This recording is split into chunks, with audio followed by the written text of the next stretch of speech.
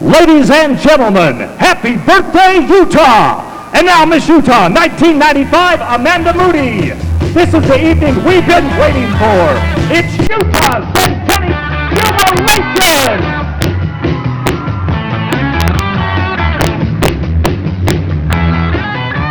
Thank you and welcome. Now let's meet our 65 contestants. Miss St. George, Heather Jorgensen. Miss Provo, Delon Blue.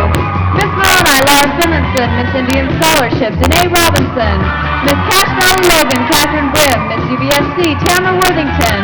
Miss Payson, Heather Schuler. Miss Farmington, Lisa Turberg. Miss Morgan, Wendy Bott. And Miss Emory County, Amy G.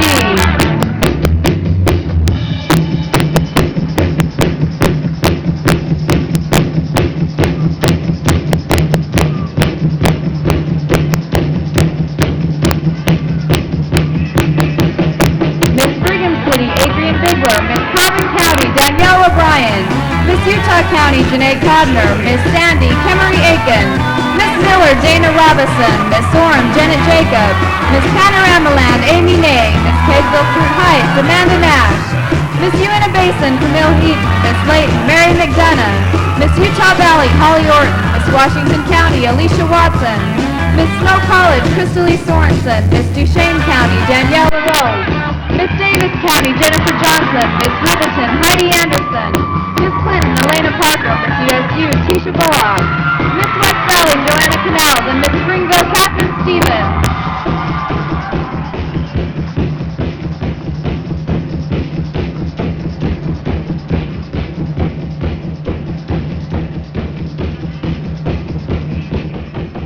Miss Washington County Fair, Nicole Gubler. Miss Draper, Amber Cranny.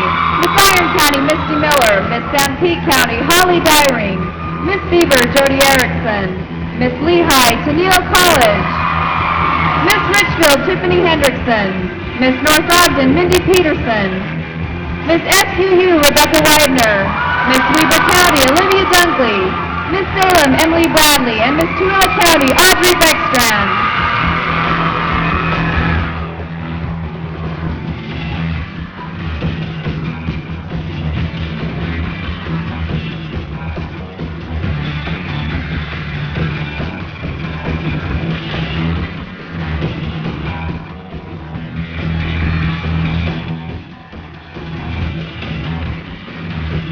Miss Murray, Stacy Harrop. Miss Summit County, Katie Winterton. Miss Roy, Emily Peterson. Miss Bountiful Area, Melissa Swenson. Miss Sevier County, Shelley Burr. Miss Kane County, Vanessa Casebolt. Miss Manti, Holly Holman. Miss Utah State Fair, Rome Potts. Miss Denison Valley, Serena Jensen. Miss Midvale, Tori Ward. Miss Nephi, Melissa Tangren. Miss Dixie College, Emily Winch. Miss Salt Lake County, Michelle Mobley. And Miss American Fork, Stacy Robison.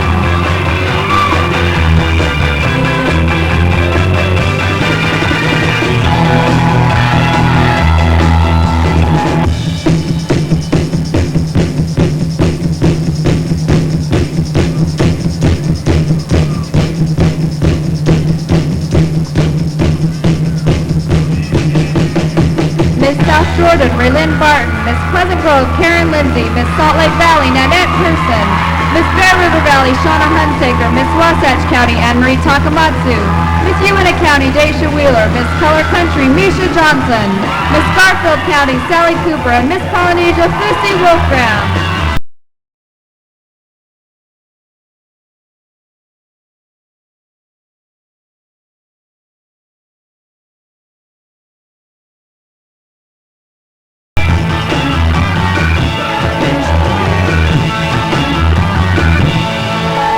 Fantastic.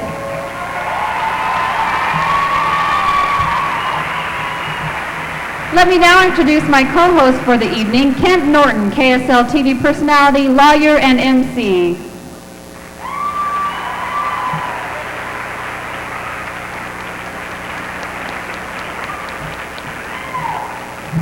Good evening, Amanda. You look terrific tonight. Thank you. Welcome. Have you had a great week?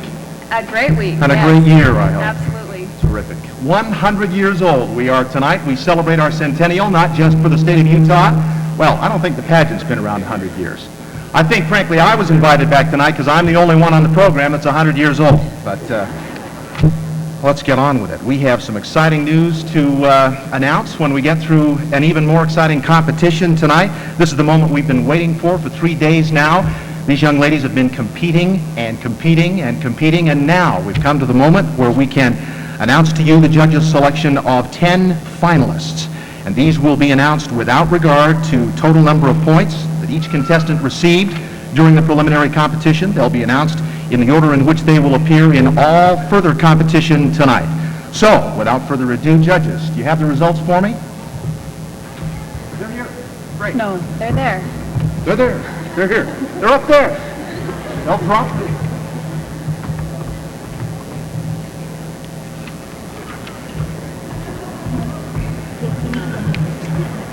Okay.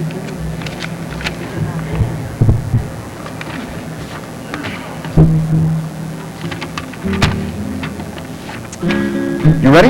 Yes. I'm ready. Let's go. Ladies and gentlemen, the top 10 finalists for Miss Utah 1996 as follows. Contestant number 13, Janae Codner.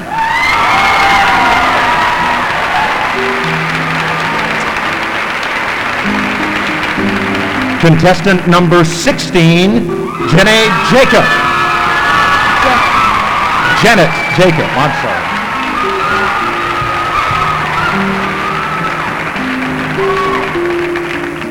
Contestant number 20, Mary McDonough.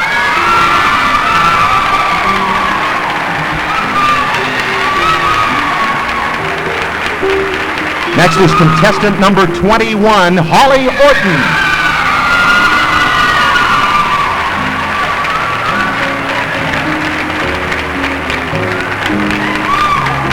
Contestant number 29, Joanna Canals.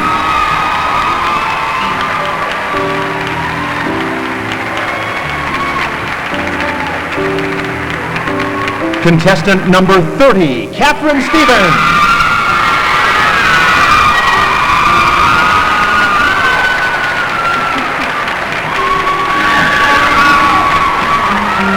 Contestant number 37, Tiffany Hendrickson.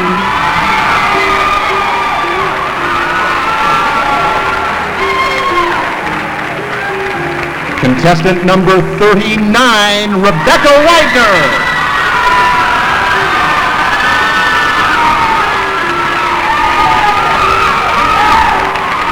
Contestant number 55, Michelle Mobley.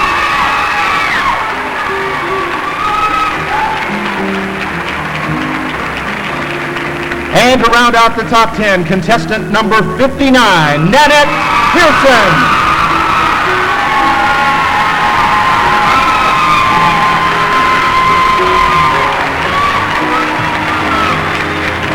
There they are, ladies and gentlemen, the top 10 finalists for Miss Utah 1996. Give them a hand.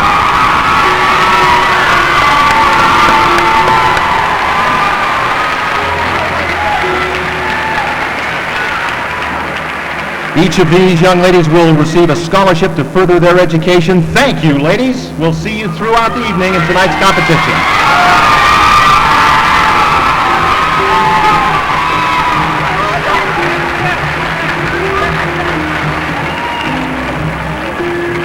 Now, Amanda, something new in our program this evening. We're going to announce the second 10. These are the 10 contestants who received the highest total points following our top 10 finalists that we just announced. And so, in other words, tonight, you'll know the top 20 contestants based upon the judges' decisions. Each of the second 10 will receive a special scholarship award. And judges, may I have that envelope, please?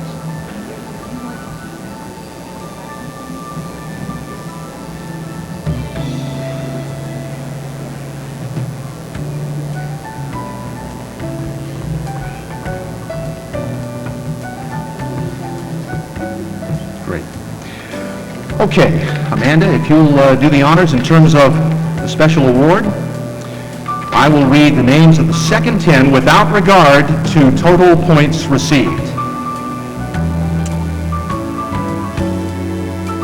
Contestant number 40, Olivia Dunkley.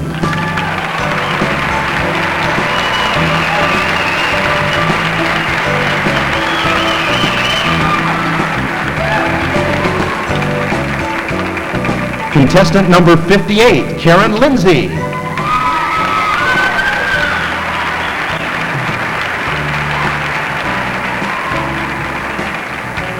Contestant number 18, Amanda Nash.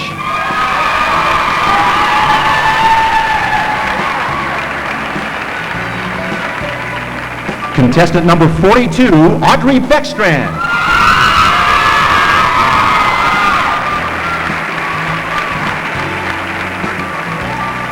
Contestant number 5 is Catherine Brim.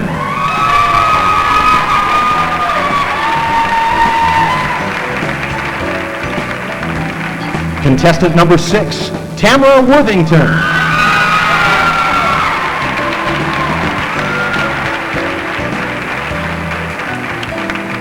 Contestant number 61 is Anne-Marie Takamatsu.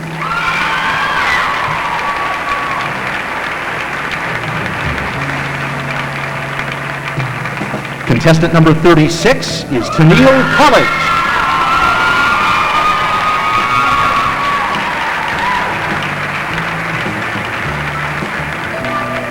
Contestant number 57, Raylyn Barton.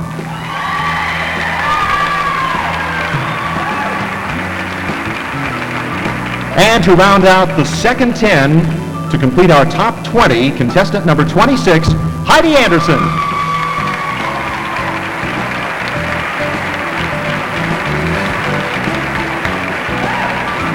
Again, we congratulate you on your receipt of a special scholarship award. Ladies, thank you and congratulations.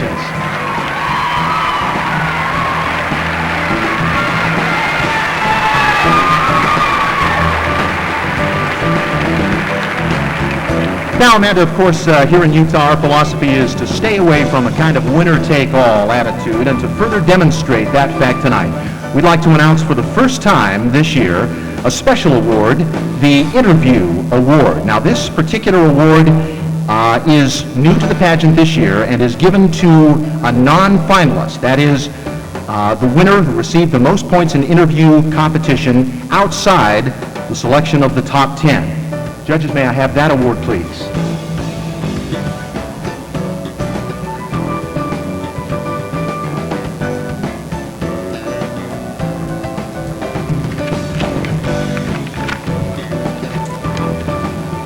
And the winner is contestant number 26, Heidi Anderson.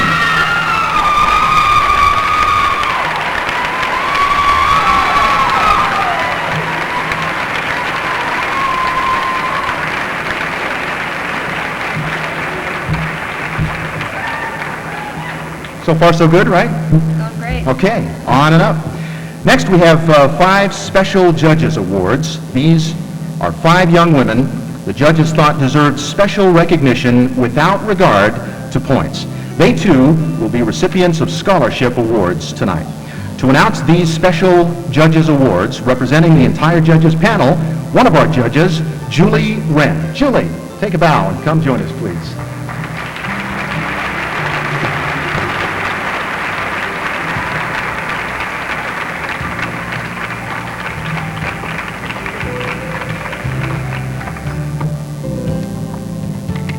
This is so exciting for us because we all got to have a different opinion regarding these awards. And ladies, we'd just like to say that you're all special in your own way. And if we could have given every single one of you something, we would have. I think we all deserve a round of applause.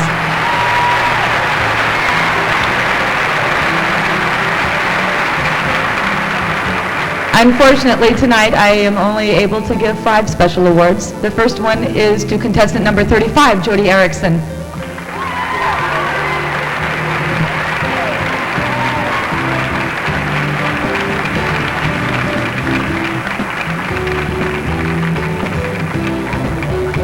Congratulations, Jody. The next one is for contestant number 41, Emily Bradley.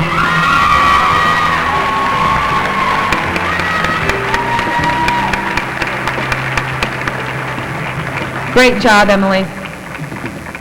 And the next one is for contestant number 56, Stacy Jo Robinson.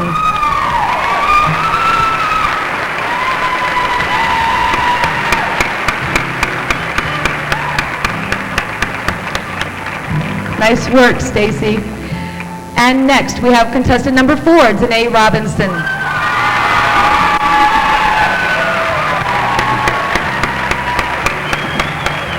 Great job, Danae.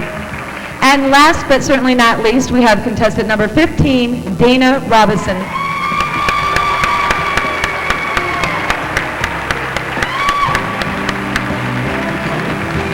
Thank you very much. On behalf of the entire judges panel, we'd just like for all of you to know one more time how special each and every one of you are.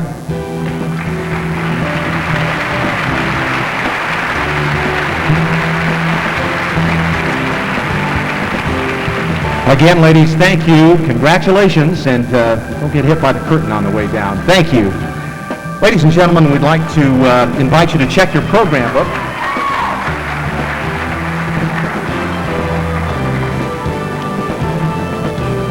Uh-oh, got one of them. In the program, you will find further detail about each of these scholarships being awarded tonight. We'd like to point out that it's our good fortune to be able to award 36 special scholarships in the course of the pageant this evening, and every one of the young ladies to compete will receive at least one college tuition scholarship. I'd say that's a pretty good record.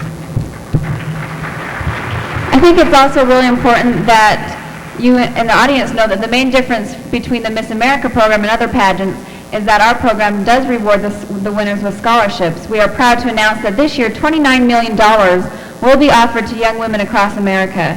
This makes the Miss America pageant the world's largest scholarship program for women in the world.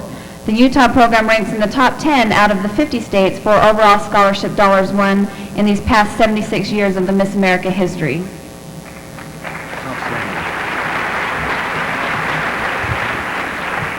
Thank you.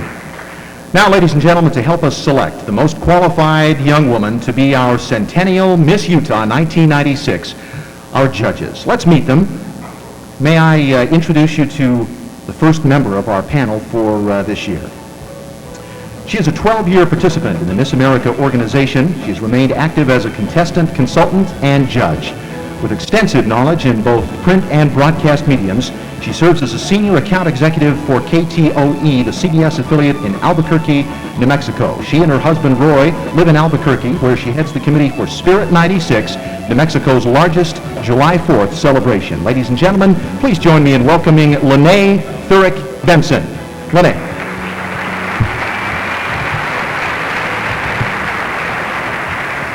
Dr. Cecil J. Riney is our vocal specialist. Dr. Riney is chair of the Fine Arts Division and coordinator of graduate studies in music at Friends University. Beyond teaching classes, teaching the singing Quakers, producing major musical programs and touring each spring, Dr. Riney is also involved statewide adjudicating music festivals and guest conducting for festival and community choruses. He directs the Wichita Symphony Chorus and conducted the musicians in a 1994 performance of Handel's Messiah in Carnegie Hall. Please welcome Dr. Cecil J. Riney.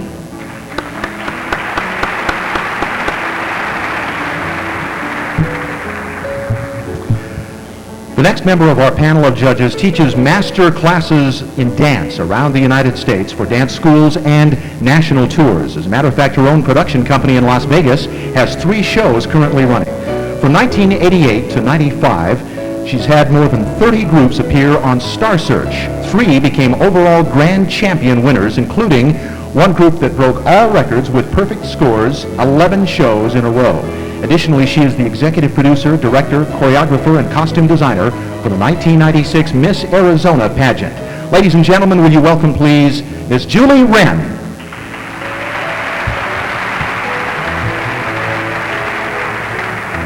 McNeil Chestnut is our interview and general specialist. An attorney and university lecturer, McNeil Chestnut is a veteran judge with more than 20 years of Miss America experience. He has judged throughout the USA and has taught judging workshops with a special focus on personal interview and talent performance. A patron of the arts, he has studied music for most of his life and is known for his expertise on the history and performances of the swing band era. McNeil is a member of the North Carolina Bar and is admitted to practice before the United States Supreme Court. He resides in Raleigh, where he is an assistant attorney general. Ladies and gentlemen, please help me welcome McNeil Chestnut.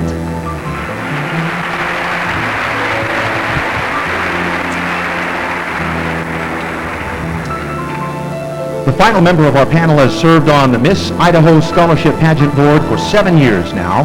A frequent judge, her state assignments have included Nevada, Colorado, and Nebraska.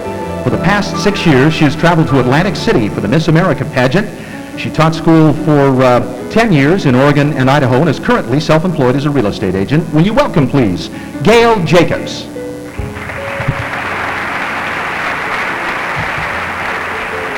We'd also like to recognize our Judges Chair, Inger Labrum, and Assistant Judges Chair, Patty Jones. Our auditors are from Hawkins, Cloward, and Simister. Tonight we have with us Jeff Wild and Mark Whitaker. Thank you.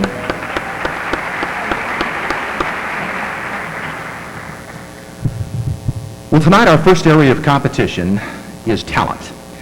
Utah certainly has had its share, way more than its share, of talented individuals over the past 100 years. Think back on it, from scientists to statesmen to industrialists to musicians, sports and entertainment figures of every kind. We've had them all.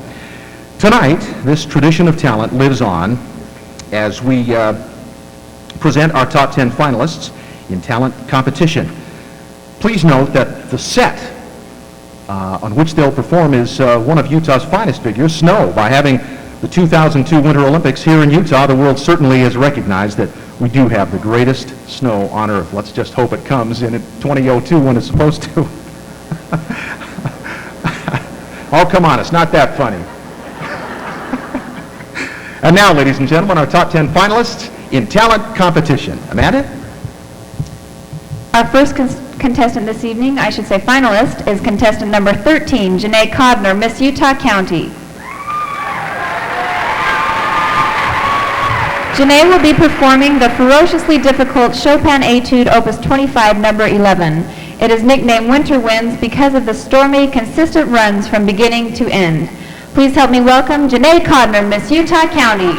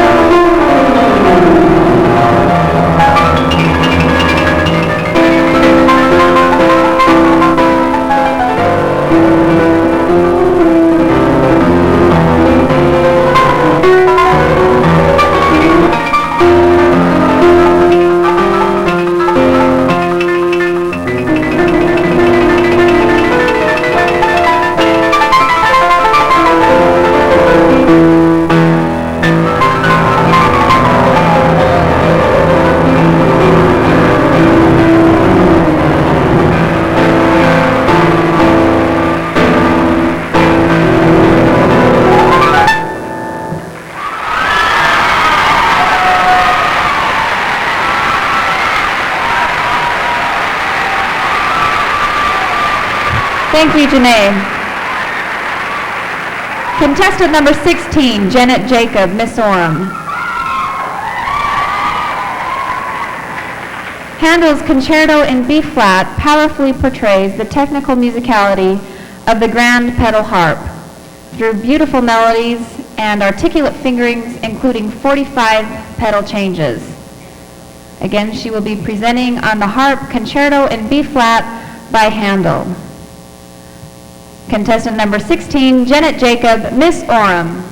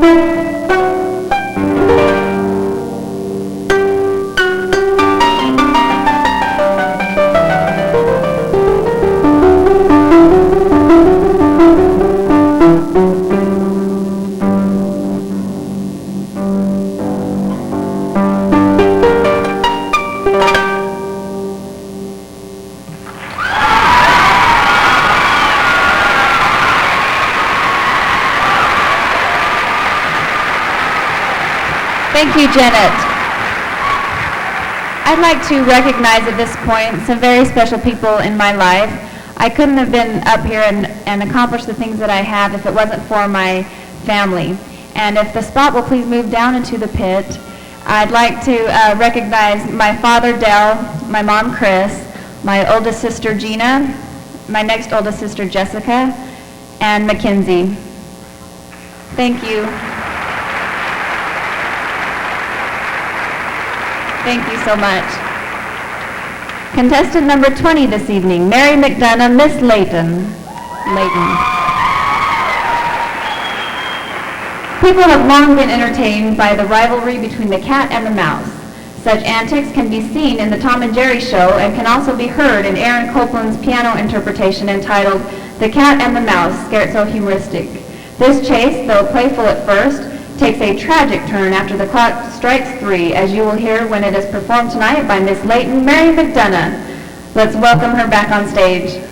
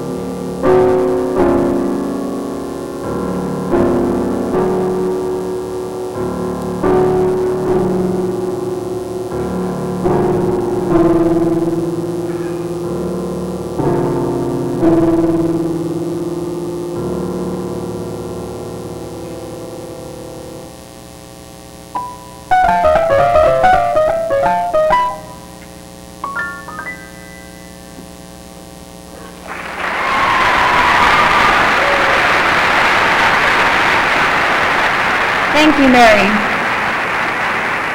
Contestant number 21, Holly Dawn Orton, Miss Utah Valley.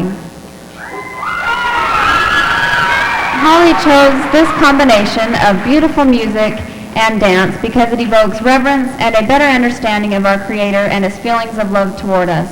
This dance was choreographed by Kim Lanham and assisted by Jennifer Childs. Please help me welcome contestant number 21, Holly Dawn Orton.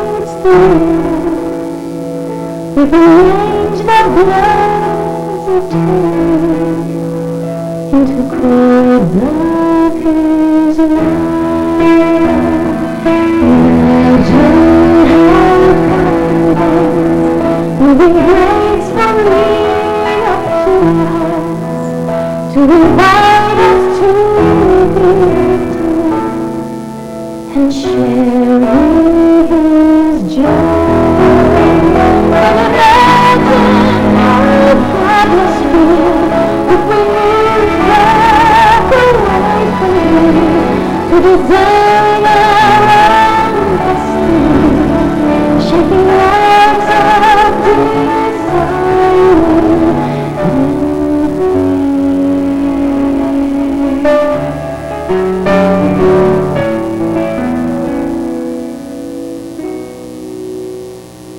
and imagine God's happiness when a wanderer cries out to him for the peace that only he can give, for the strength he grants to truly live, and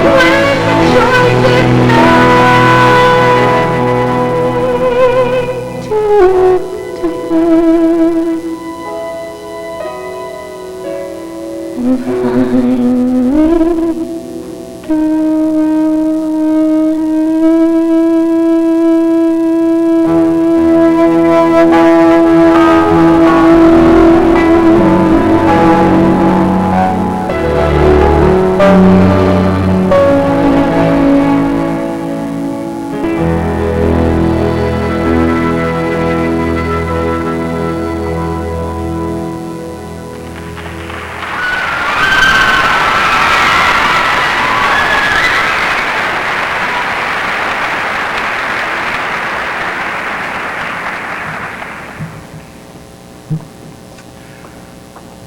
Well, with this next contestant, we will be halfway through our talent competition this evening. What do you think so far? Absolutely spectacular. Next is contestant number 29, Miss West Valley area, Joanna Canals. Feel the passion now and watch the fire and listen for the trill of live castanets as contestant number 29, Joanna Canals, takes you to the south of Spain to watch the modern El Paso Doble. And she'd like to dedicate this evening's performance to her very first dance teacher, her mom. Ladies and gentlemen, contestant number 29, Joanna Canals.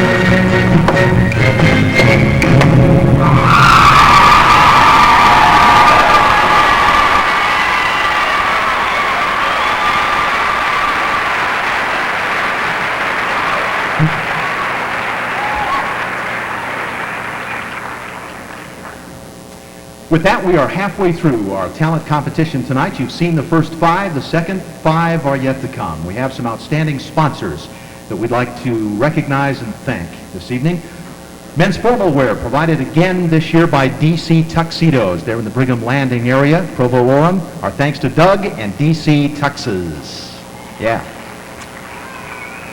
Next, Bob Barker Video Productions. By the way, they are taking orders out in front before and after the show. Great way to have a souvenir of the pageant tonight. Showmax Originals provided the outfits for the opening number and also have made a generous contribution to the Miss Utah Scholarship Program. Thanks to them. Planted Earth, that special touch that shows that you care. Thanks for our floral arrangements tonight. And Family City Motors. We'd like to mention that you're part of the Miss Utah family. And hey, just mention that, and there's a discount waiting for you next time you're in the market for a car. Go see them. Finally, Summer Hayes Music Center, the finest selection of Kauai pianos in Utah and Salt Lake counties. They've donated the concert grand used throughout the pageant this week. Our thanks to the Summer Hayes Music Center. Thank you.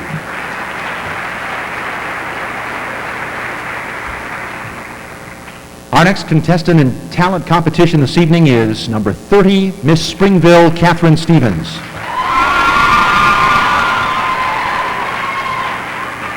Catherine will perform a vocal solo entitled Dreams to Dream. And the lyrics of this song have inspired Catherine's belief that through dreams, all things are possible. Catherine dedicates her performance this evening to all those who have helped make this dream come true for her. Here she is to perform for you this evening, contestant number 30, Miss Springville, Catherine Stevens.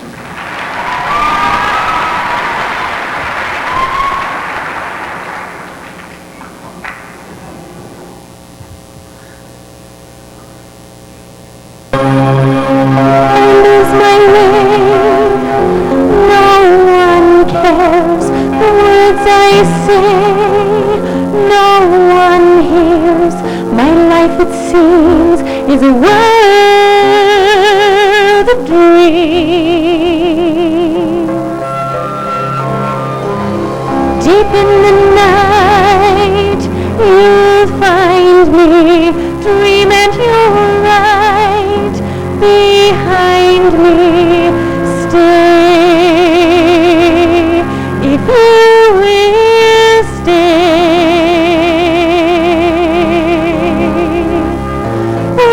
Dream the night away. Dreams to dream in the dark of the night. When the world goes wrong, I can still make it right. I can see so far. In my dreams, I'll follow my dreams until they come true. There is a star waiting to guide us, shining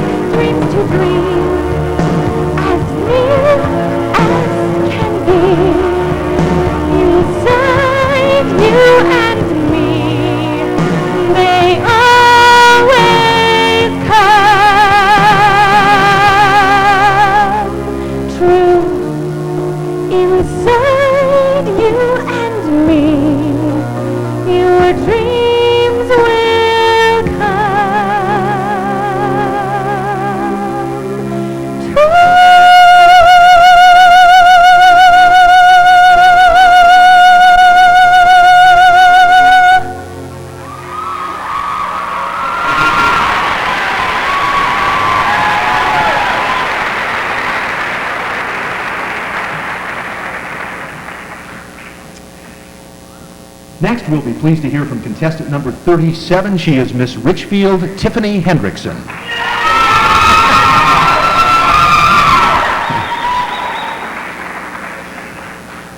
Puccini's aria La Canzone di Doretta how'd I do on that? That was, portrays the tale and dream of capturing true love.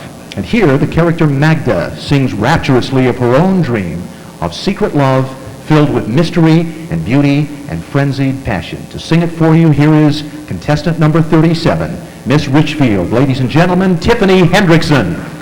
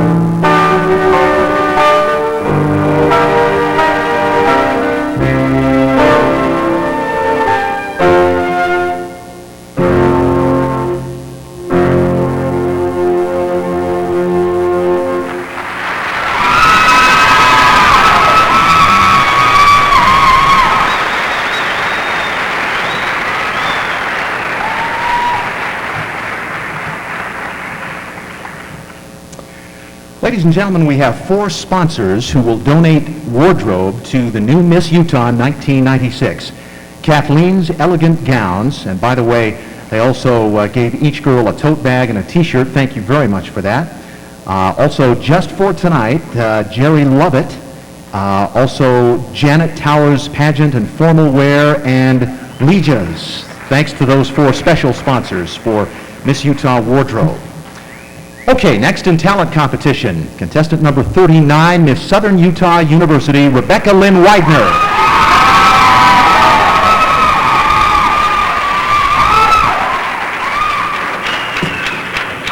About the time the Miss America organization began, another All-American original was being born, the rich, vibrant piano concerto entitled Rhapsody in Blue by George Gershwin. By combining classical techniques with jazz chords and rhythms, he produced an utterly original musical masterpiece that has thrilled audiences worldwide from its debut to the present time. Here she is now to perform it for you. Ladies and gentlemen, please welcome Miss Southern Utah University, Rebecca Lynn Widener.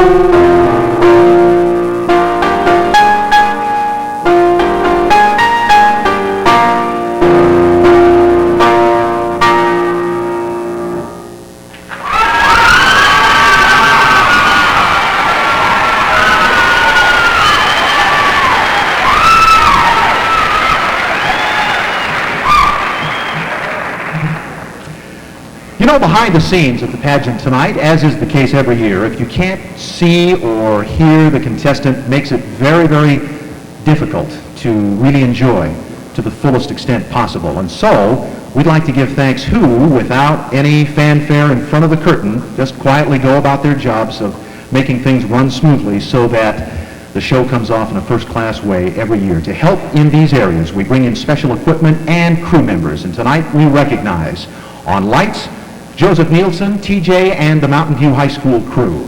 On spotlights, Kevin Collier and Jake Stoll. And on sound, the Red Alert crew, Jerry Red and Dave Allgood. Tech crew guys, please accept a round of applause from us.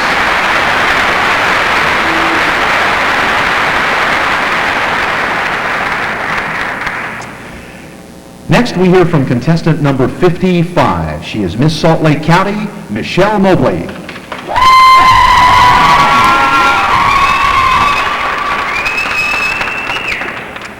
Tonight, Michelle will perform the Jewel Virtuoso aria entitled Glitter and Be Gay. It's from the musical Candide, and it's filled with incredible range and intricate syncopated rhythms. Listen closely tonight. See if you can hear where she actually echoes the melody. To perform now the Jewel Virtuoso aria entitled Glitter and Be Gay from the musical Candide, our contestant number 55, Miss Salt Lake County, Michelle Mobley.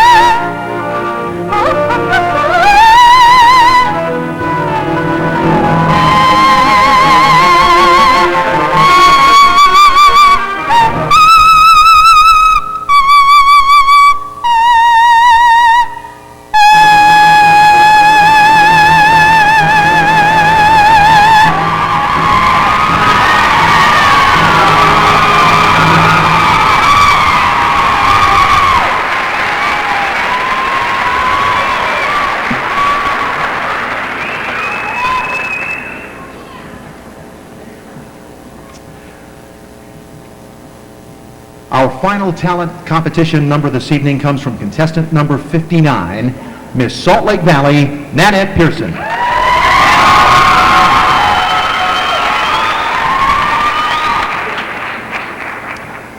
Ladies and gentlemen, Nanette has been performing since the age of 3 with companies such as Ballet West, the Utah Regional Ballet Company, Aspen Ballet, and just recently she returned from Germany. dancing with the Berlin State Ballet there.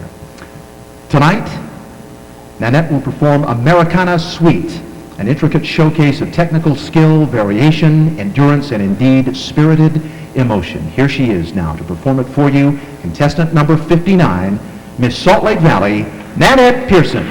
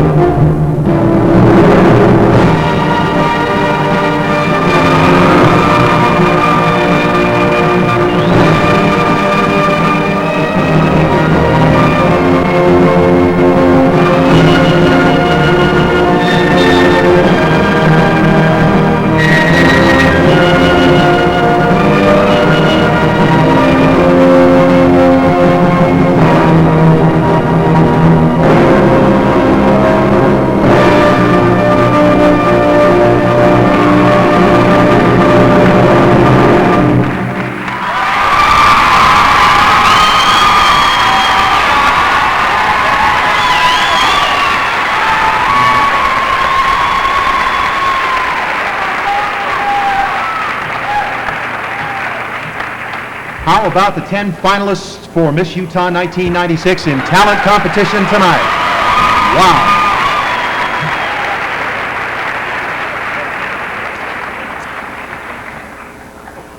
You know, here we are, it's 1996. We're celebrating the 100th birthday of this great state in which we live. And yet in 1896 and all of the years since then, those who came and settled this great part of the world have been doing the very same thing. They've been performing for each other and developing their talents and making a contribution to the community and the society at large as individuals and groups. The sets and the lighting and the music, the styles, all of that has changed so dramatically in that period of time. But one thing has not changed at all, and that is the level of individual effort that goes into that kind of accomplishment. Can you imagine the hours and the discouragement and the need to continue to try and work a little harder and improve a little more and move to a higher level if you can? With each of these talents that we've seen on display tonight, I just take my hat off to the performers, their families, and all of those who made this incredible display possible.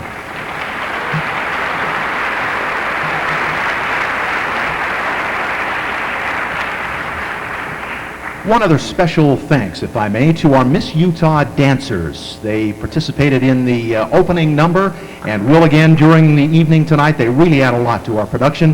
The choreographers are Kristen Anderson and Lisa Taggi. The dancers are Tracy Derrick, Chantel Harrison, Megan Nielsen, Cindy Tucker, Jenner Farrow, Jamie Christensen, and Laurie Van Ostel. I hope I pronounced them correctly. Thanks to one and all.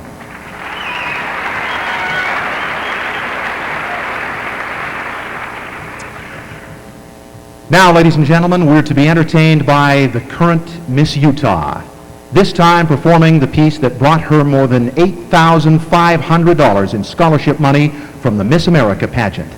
It was with this song that she won a preliminary talent award, a non-finalist talent award, and the prestigious Bernie Wayne Scholarship, which is given to the contestant who scores highest in the talent portion of the competition each year.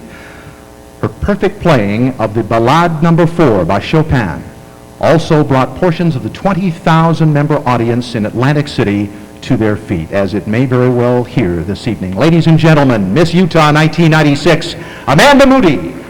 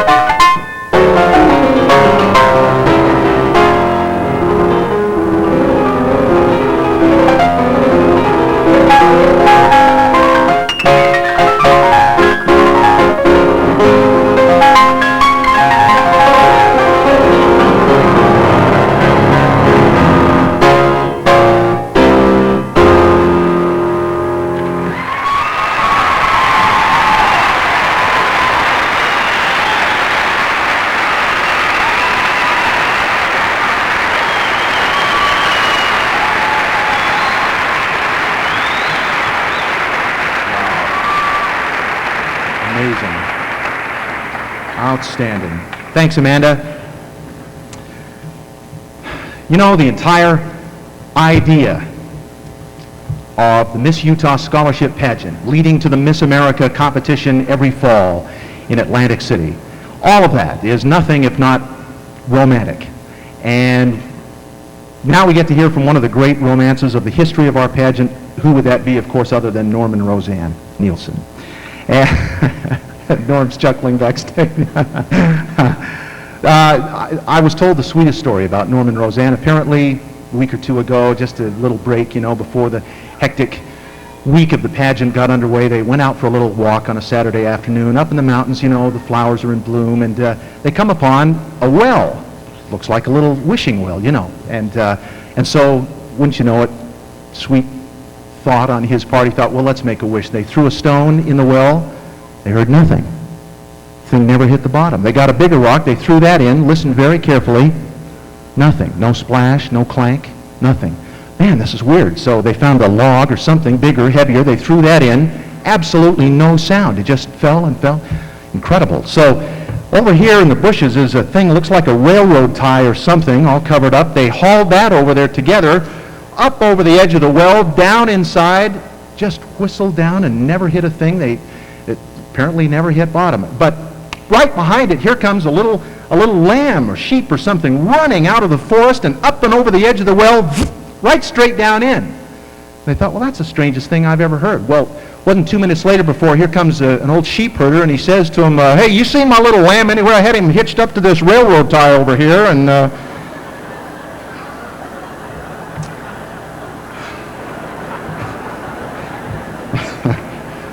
well, spoil a romantic moment. I really didn't mean to. With that, put a smile on your face, get set to enjoy a few moments with Norm and Roseanne Nielsen, our pageant directors, and some special awards that they'd like to present. Norm and Roseanne.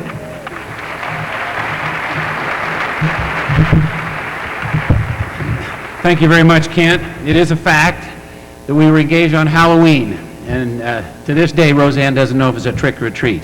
A little laughter, please. We have some special awards to give. It's appropriate to do that. There are so many people that make the program work. We'd like the following people to come to the stage as quickly as possible as the house lights turn on. Val Rasmussen, DC Tuxedo, representative from their Pedal Pantry, Carol Brady, Peggy Taylor, Leanne Gray, Cindy Mitchell, Kelly Hale, Francine Christensen, Sandra Lloyd, Paulina Jolly, and Rhea Kiesel, and Linda Wilson. If you'd come forward, please.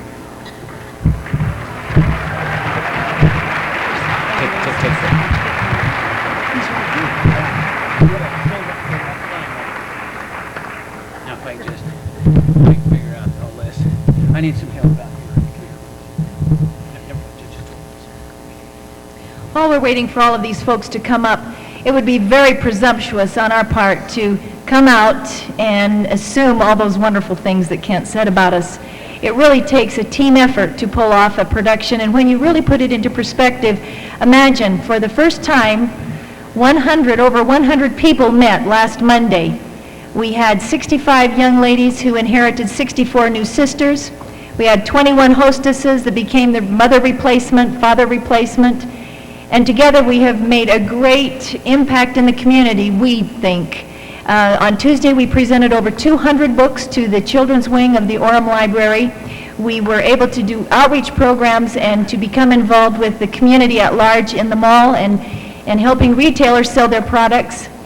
We've gotten together, put on a show just 2 days later, had a great adventure, eaten a lot of food, and we've had a great experience together, but it takes all of us. It takes all of us. So this is very untypical for a state program to stop the show to recognize the folks that we would like to, but we really want to be public in our appreciation to those that really support the young women in the state of Utah and support the Miss Utah program.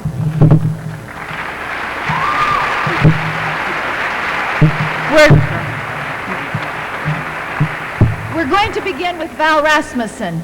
Now, Val is the custodian here at Mountain View High School, and I dare say that he will go home this evening and write in his journal that a very unique thing happened to him once in 100 years. He was on stage presented with a plaque at the Miss Utah Scholarship Program.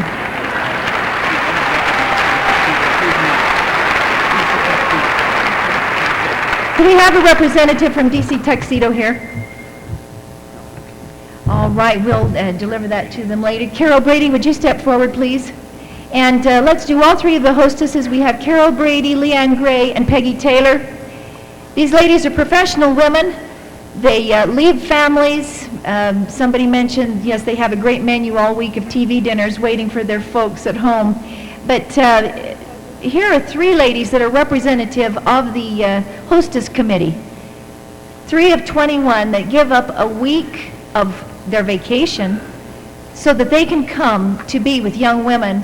And they shed tears with these ladies, they laugh with these ladies, they really do become part of a great family. Last night we had them walk, and as a tradition, walk the ramp.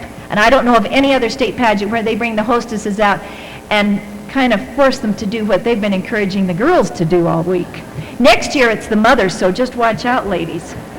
Pedal Pantry, would you step forward, please? This is Chad Hewlett.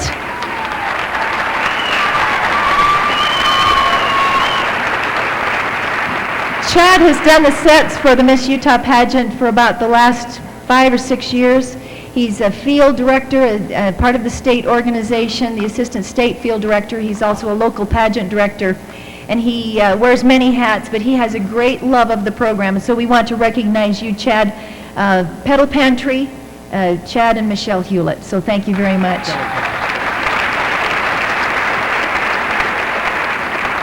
Now we want to move to Kelly Hale. Kelly Hale is a local pageant director. He's retiring as a local pageant director. He thinks he's going to be doing something exciting. I can't imagine what it would be in place of the Miss Salt Lake County Fair pageant, but we wish you well and appreciate the great contribution that you've made up there, Kelly. Now, Francine, would you step forward, please? Francine Christensen is also a local pageant director. Francine is the great guru of interview, and she's a wonderful local pageant director. We want to recognize her. Cindy Mitchell, would you step forward, please? Cindy is part of the Miss Iron County program and is somewhat of an unsung hero, so that we've just thought that we would give her great recognition today. So we appreciate you greatly. Now, Sandra Lloyd, would you step forward, please? And we're going to ask Representative Norm Nielsen to address Mayor Sandra Lloyd. Well, I tell you, there aren't many volunteers in the pageant that the minute they get elected mayor of their town, they call and say, Norm, I'm telling you, I'm going to refuse to serve as mayor unless I can continue on supporting the program, being a field director and being involved with the pageant. She just works overtime, and she's wonderful.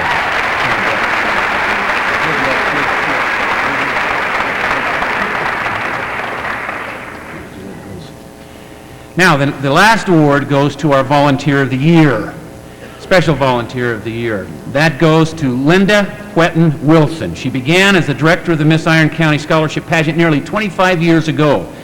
Prior to that, incidentally, she was second runner-up in the Miss Iron County pageant. Linda and her partner, Cindy, who got an award earlier, they were the chairman of the pageant from the early 80s on. Over the years, Linda has directed the Miss Iron County pageant. She has put into place a complete program, including fashion shows for the contestants, which will allow them to express themselves and develop self-confidence, as well as complete workshop programs in all phases of competition. Linda has been instructional in building the scholarship awards in the Miss Iron County pageant to be the envy of all the state. Linda Wilson has also worked on the production of the Miss Utah State Fair Scholarship Pageant, which brings together a representative from each county of our great state in early September. She has taken time away from her family and worked to dedicate time to this program for 13 years, 1980 to 1993. Linda's also served as Miss Utah Pageant Field Director for several years. Concurrent with all of her volunteer work with the Miss Iron County pageant, Linda has assisted her husband, Rich, who was the director of the Utah Summer Games for 10 years in Cedar City. She has earned a master's degree in education and was selected as a finalist as Teacher of the Year from the state of Utah. Professionally, she has taught elementary school for many years, been an assistant principal at Cedar City High School, and is in her 4th year as principal of Fiddler Elementary School in Cedar City. All of this and more while raising 3 sons and a daughter. We feel that Linda Wilson is very deserving of the Volunteer of the Year from the state of Utah. Linda, congratulations.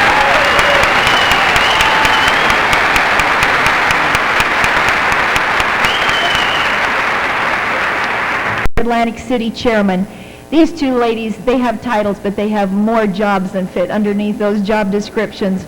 We'd like to present them. They were also the traveling companions with Amanda for this last year, and as such did a great service for the state and for Amanda, two wonderful ladies whose hearts just are about as big as this hall. Anyway, Paulina and Rhea, we love you both. Can't tell you how much we appreciate both of you. So, Dana, would you present them with their bouquets and gifts?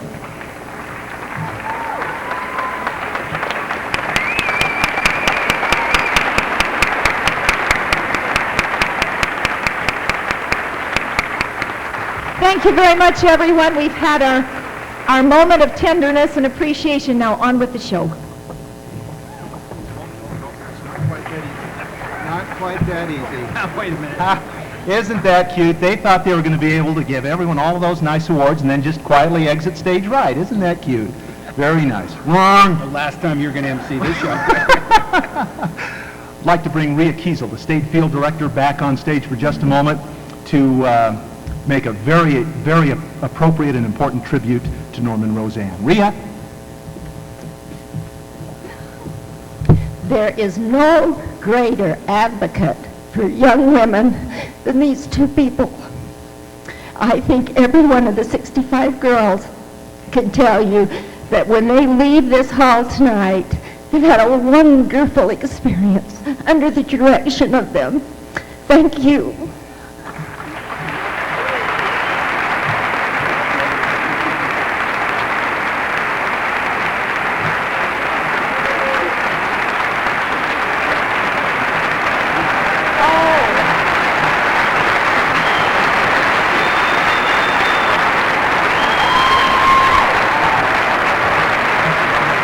Great. We love you, Mom and Dad. Outstanding. Norman Roseanne. What would it be without him? Ladies and gentlemen, this year we have increased our scholarships by $2,000 and several other wonderful awards. And we have a gentleman to thank for that in Dana Robinson, our Director of Development for the pageant. And he has also served as the Master of Ceremonies for the preliminary competition nights. Our thanks to the very loyal and capable, hardworking Dana Robinson. Job well done. Thanks, Dana.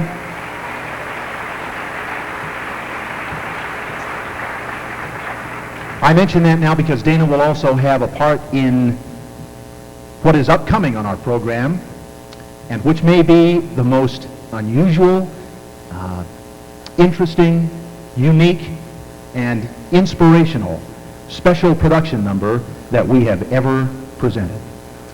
From the snow-capped mountains to the painted desert, from the salt flats to the canyon lands, Utah has breathtaking, beautiful, diversified scenery of every kind, especially our world-famous Red Rock. Utah also has a rich cultural heritage. And in fact, think about it with me for a moment. We might be the most culturally unique and diverse state in all of America because the people that settled our state literally came from all over the world. And each community in the great state of Utah can trace its roots to a specific country. Now, through costume, our young women in competition tonight, all our contestants are excited to show you now some of the history of the great state of Utah. And part of that history includes the Mormon pioneers immigrating to Utah, the Saints. And so now, in the setting of Utah's famous Red Rock, the Miss Utah dancers introduce this special production number with a famous Utah song, Come, Come, Ye Saints. You know the message. Gird up your loins, fresh courage take. Our God will never us forsake, and soon we'll have this tale to tell. All is well. All is well.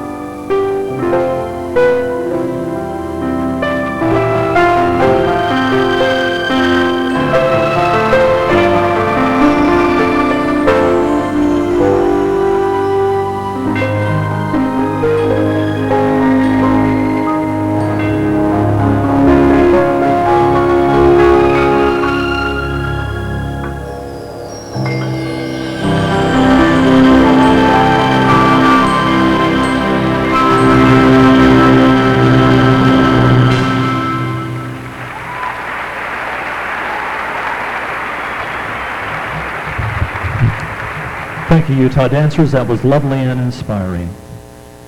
100 years ago, with courage, sacrifice, and vision, the pioneers and saints made the desert blossom as a rose and began a rich heritage that will live on forever. To pay tribute to their own ancestors and the pride they feel in Utah and their own communities, the Miss Utah contestants now present in a non-judging category their heritage Centennial costumes. Heather Jorgensen, Miss St. George. Tonight, Heather is wearing a traditional Dutch costume. Heather would like to dedicate this production to her great-grandmother who traveled from Holland to this great state. Delon Bluth, Miss Provo. Delon is wearing an authentic 1896 turn-of-the-century fashion worn by a young office secretary. Laura Finlinson, Miss Moroni. Laura is wearing a dress of her great-grandmother Mamie Lovell Wells. This dress is approximately 100 years old. Danae Robinson, Miss Indian Scholarship, is wearing a traditional Navajo rug dress. This outfit symbolizes walking in beauty and light. Catherine Brim, Miss Cache Valley Logan. Catherine's costume is on loan from MGM Studios to the Utah Festival of the West. This gown is an authentic replica of a late 1800s ball gown. Tamara Worthington, Miss UBSC, in an authentic pattern from 1870 when Utah women became the first women to vote in the USA. Heather Schuler, Miss Payson. Heather's outfit is an authentic Scottish dancer's uniform in the official Graham tartan. Risa Katrina Turberg, Miss Farmington. Her dress this evening was modeled after an original style from the 1880s honoring the silk industry. Wendy Bott, Miss Morgan County. Wendy's attire reflects the tradition and heritage of Morgan County, an exciting place to live. Amy G, Miss Emery County. Amy is honoring her ancestors that came from Scotland this evening. She expresses sincere appreciation to all of her ancestors. Adrian Bigler, Miss Brigham City. Adrian's costume reflects the historic wedding of the rails at Promontory Point in 1869. Danielle O'Brien, Miss Carbon County. Irish, red hair, freckles. She can't fool anybody, especially in this cocktail-type dress with shamrocks. Kimberly Aiken, Miss Sandy. Sandy City had one time 28 saloons within a 3-mile radius, so she put on this outfit so you get a feel for the dance hall girls. Dana Robinson, Miss Millard County. This Centennial dress is among the first pioneers settling Utah. This dress reflects her heritage of a long line of strength. Amy Nay, Miss Panorama Land. Amy chose to wear the traditional Scandinavian folk costume that represents an 8-county area in Panorama Land.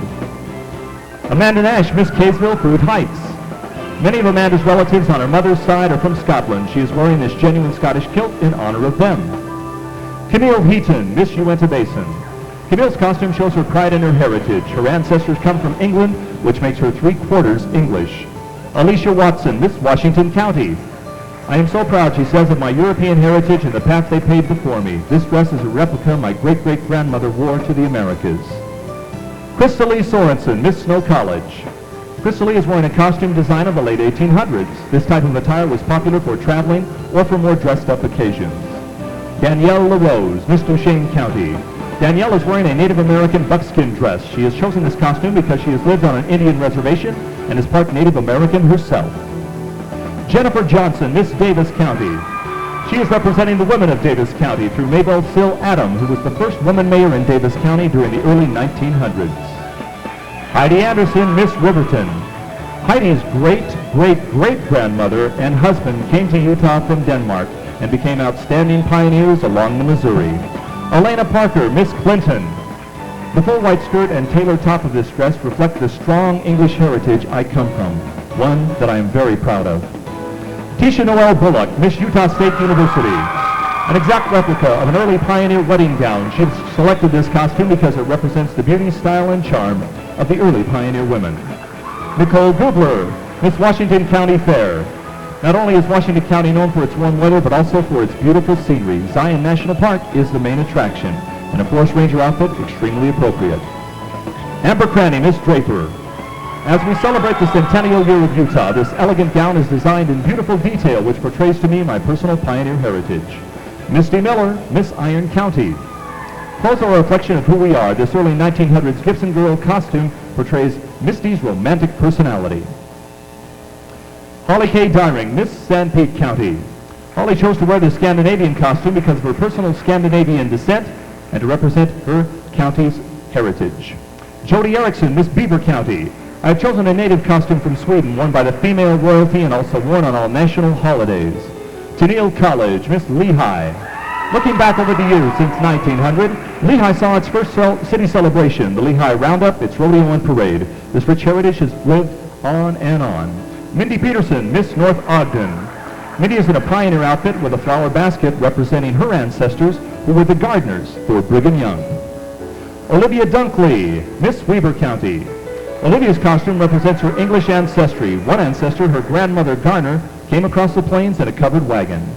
Emily Bradley, Miss Salem, in a traditional dancing dress similar to those worn in the late 1800s at the Salem community dances. Audrey Beckstrand, Miss Tooele County. Tooele County is home to Dugway Proving Grounds, the largest land-based testing center in the United States. Stacy Harrop, Miss Murray. Stacy says, I have selected an authentic German outfit, which is one of my personal lines of genealogy. Katie Winterton, Miss Summit County.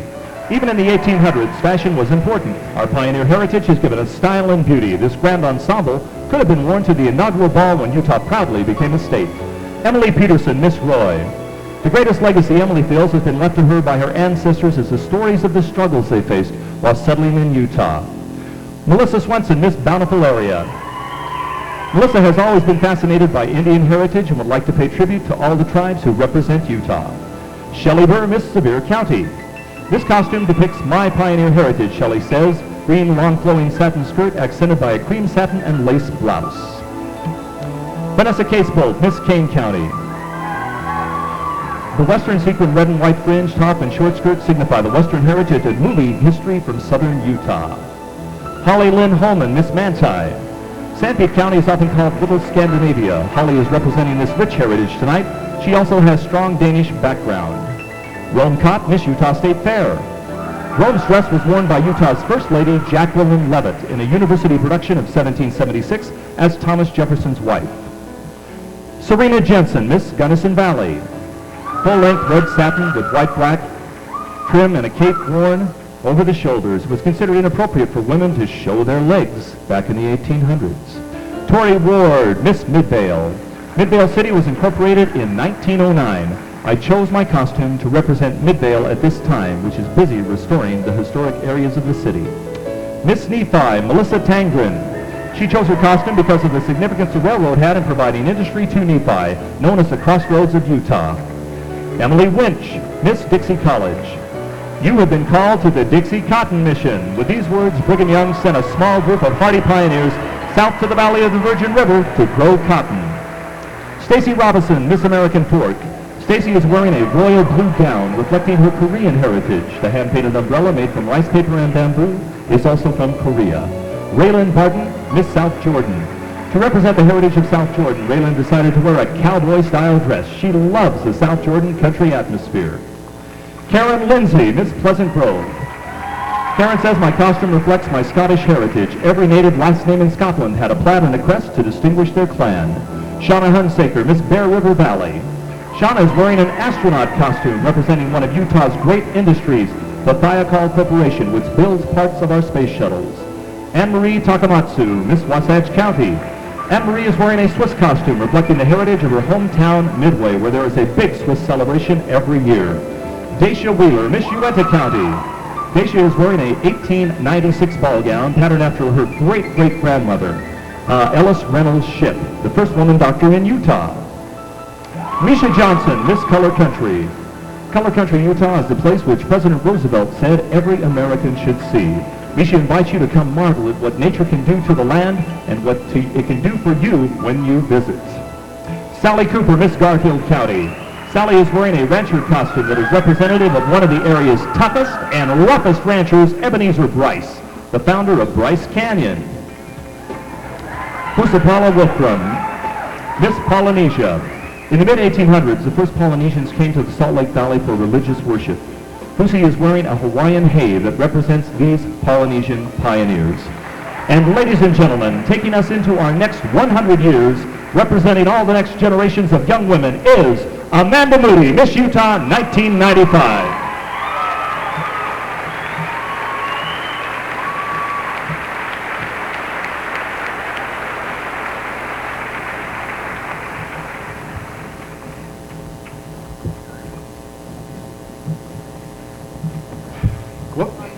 dance? Very nice. Time to move on. We have one other special announcement, a word of thanks that we need to make mention of. A well-fed contestant, a very happy contestant, I think you'd agree. Golden Corral has provided us with catering services this week and most of our dinners throughout the pageant. We'd just like to say that the contestants have indeed closed the week very, very happy. Thanks to Golden Corral. We appreciate your support and service.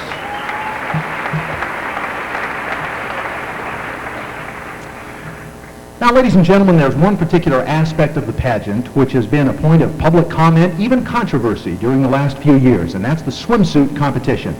So much so, in fact, that on the last Miss America TV broadcast, you may recall that they did a telephone poll asking if swimsuit should remain part of the program.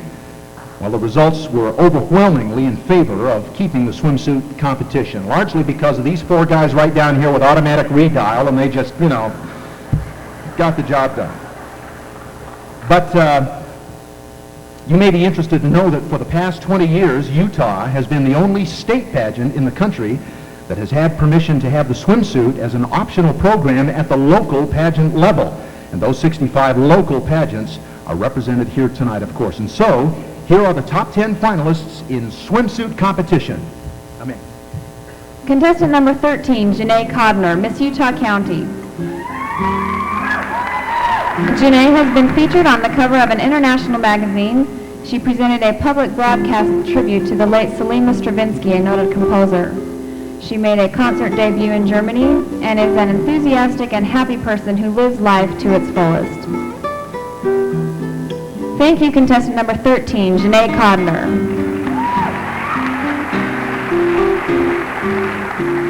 Contestant number 16, Janet Jacob, Miss Orm. Jenna is fluent in Spanish and studied internationally in Mexico City, Guatemala, and Israel. She performed over 400 benefit concerts with her family of 13, singing, playing harp, and piano. She has memorized over 100 quotes from speaking publicly.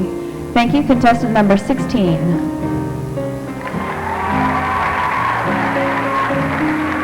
Contestant number 20, Mary McDonough, Miss Layton. Mary promoted cultural respect with hugs. Sign language student working to become an interpreter.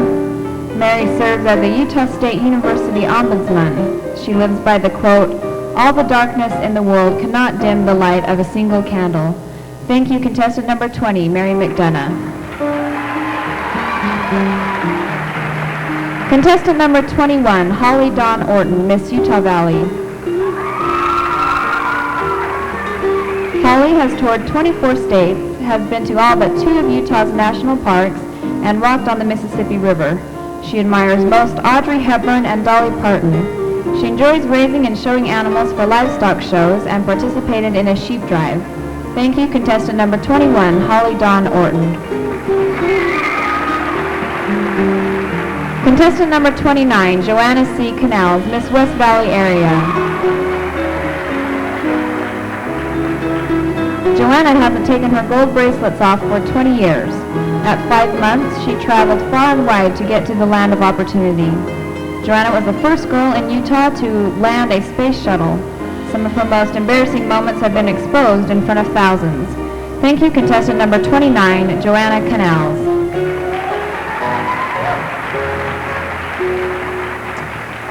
Next is contestant number 30, Miss Springville, Catherine Stevens. Catherine was named Outstanding Youth Performer of the Year for her role as Dorothy in The Wizard of Oz. She works in the emergency room and has her Hunter Safety Badge, has made 2 professional recordings, has been in 11 musicals, and soloed over 100 times. In 1 week, she fired a tank, she shot an M16, and high-centered a Humvee. Contestant number 30, Miss Springville, Catherine Stevens. Contestant number 37, Miss Richfield, Tiffany Hendrickson. Tiffany soloed at age 16 on stage at the DeYoung Concert Hall at BYU, performed the national anthem to a crowd of over 2,000 at a BYU sporting event. She's a seatbelt safety advocate and loves singing in the car. Her future ambition is to obtain a bachelor's degree in psychology and a minor in music at BYU. Miss Richfield, contestant number 37, Tiffany Hendrickson.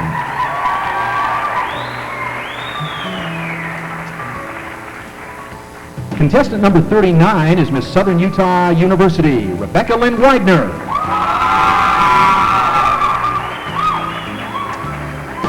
Rebecca is a twin, and she also has younger twin sisters. Has worked as a reporter for 3 of the 4 major news operations in Utah, composed the music for the national award-winning documentary on poet David Lee, and presently works as a disc jockey for one of the largest radio stations in the state.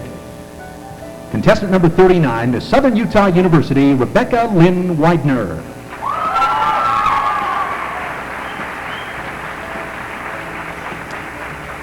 Contestant number 55, Miss Salt Lake County, Michelle Mobley. Michelle was selected to star in a CD-ROM program for schools around the country. She performed as guest soloist with the American West Symphony. She is a risk taker and has been a great advocate of the Miss America organization. Her future ambition is to obtain an advanced degree in vocal performance and pedagogy from BYU and do graduate work at Juilliard, then pursue drama studies at Shakespeare Conservatory in London and perform on Broadway. Contestant number 55, Miss Salt Lake County, Michelle Mobley.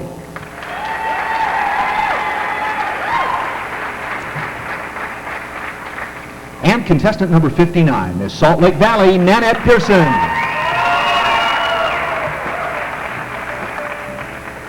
Nanette is the director of Utah Cares, which organizes and conducts service programs statewide. She developed and promotes a successful therapy technique for children of abuse. As a toddler, was forced to embrace adversity and was one of the first American dancers invited to train in former East Berlin with the Berlin State Ballet School. Contestant number 59, Miss Salt Lake Valley, Nanette Pearson.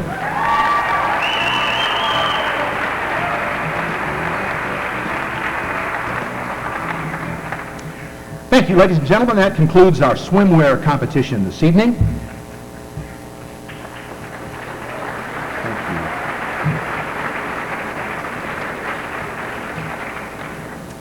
We go back now to talent performances and 2 special non-finalist talent numbers that have been selected by the judges for performance tonight. The first that we'll hear from is contestant number 42, Miss Tooele County, Audrey Beckstrand.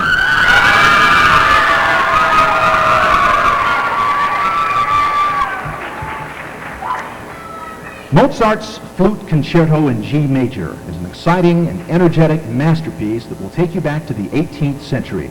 Imagine now that you're in Vienna, sitting in Emperor Joseph II's court, as Audrey enthralls you with the concerto's brilliant melody. Here she is now to perform Miss Tooele County, contestant number 42, Audrey Beckstrand.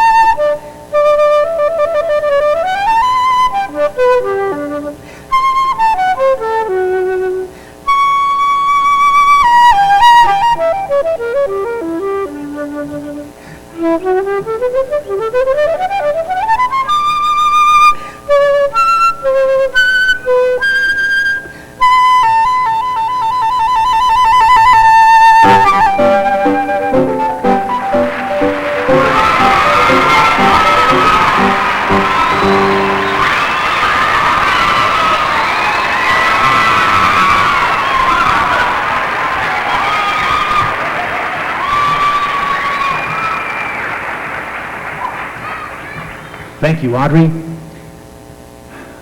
Our second non-finalist talent number that judges have selected for performance as part of the pageant tonight comes to us from contestant number 58, Miss Pleasant Grove, Karen Lindsay.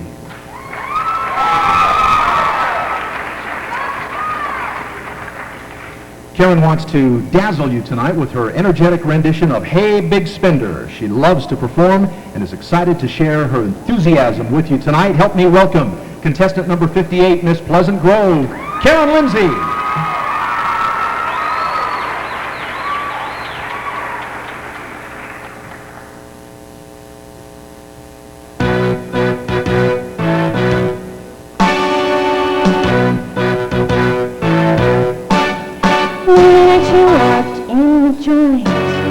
I could see you were a man of distinction, you big spender, good looking, so refined. Say, wouldn't you like to know what's going on in my mind? So let me get right to the point. I don't pop my cork for every guy I see. Hey, big spender,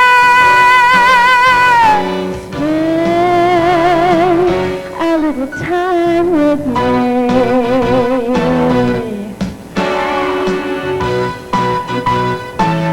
Wouldn't you like to have fun up and fun? How's about a few laughs? Let me show you a good time. Let me show you a good time. The minute you walked in the door, I could see that man of distinction, good looking, so refined. Say, wouldn't you like to know what's going on in my mind? So let me get right to the point. I don't pop my cork for every guy I see. Hey, big spender. Hey, big spender.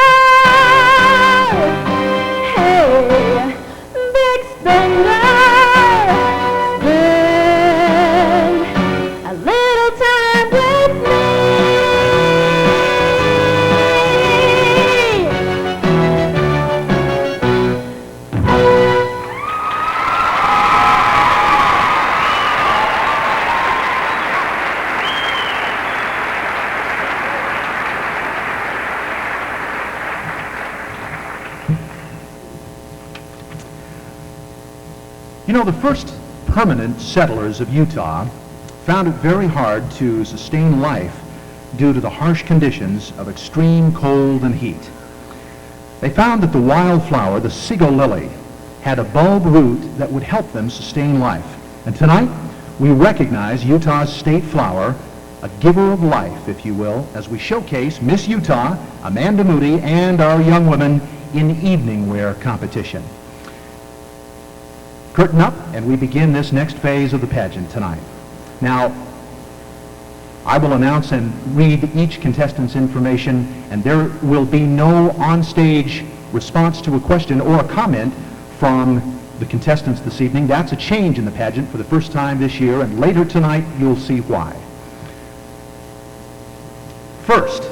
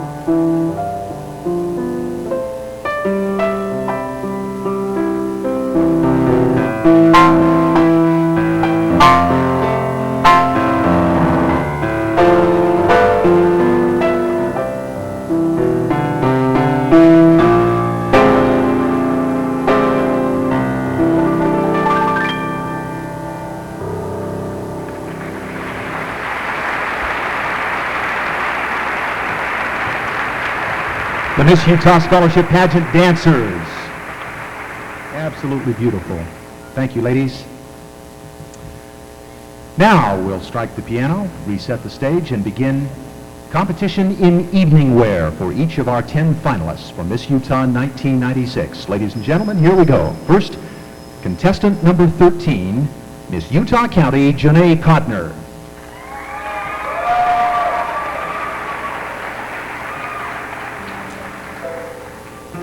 Janae is the daughter of John and Nancy Codner. Her pageant director is Francine Christensen.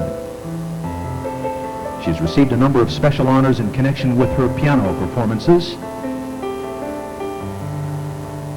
Her future ambition, she's currently pursuing a Bachelor of Arts degree in piano performance and pedagogy and plans to continue competing at an international level while finishing her schooling. Contestant number 13, Miss Utah County, Janae Codner.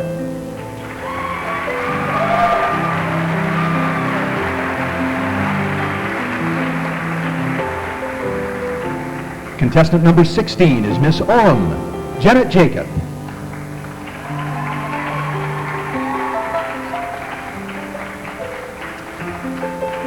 Janet is the daughter of James and LaDawn Jacob.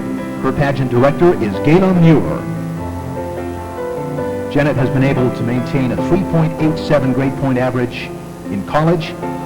She is the recipient of an academic scholarship at Brigham Young University, the Aurelia C. Hinckley Scholarship for Academic Excellence and Community Service, and was speaker at the University Honors Award Banquet, and was the honored speaker at the Sloan Speech Showcase and harpist for the BYU Philharmonic Orchestra.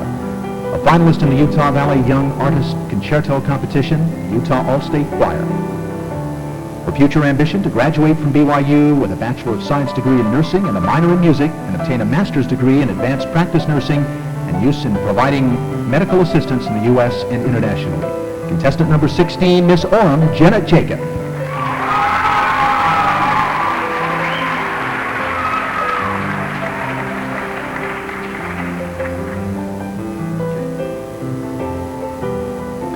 Contestant number 20 is Miss Layton Mary McDonough.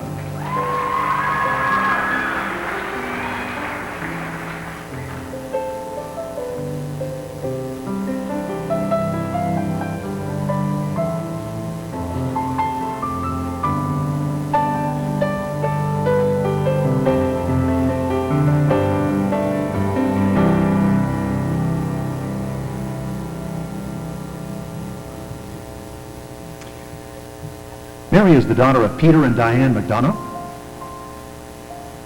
Her special honors include a 3.89 college GPA, the USU President's Leadership Council membership, student body executive, the junior class officer, sophomore VP, membership in the National Honor Society, Sorority Academic Council, Who's Who and All-American Scholars, and the U.S. Student Council Award.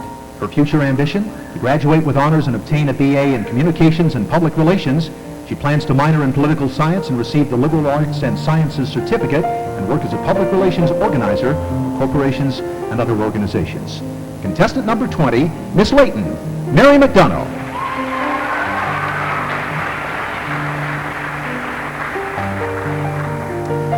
Contestant number 21 is Miss Utah Valley, Holly Dawn Orton.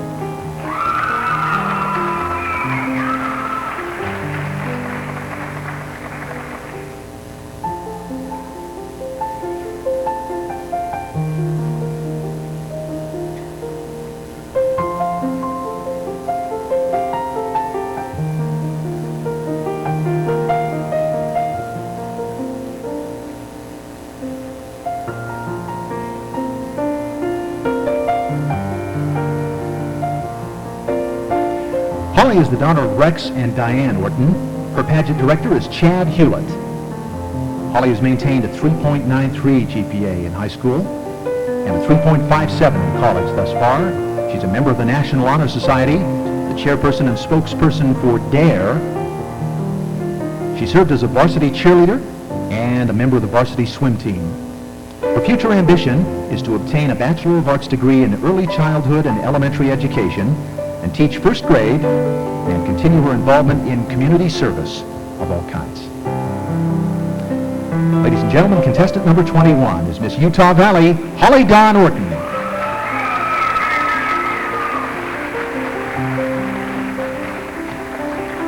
Contestant number 29, Miss West Valley Area, Joanna C. Canals.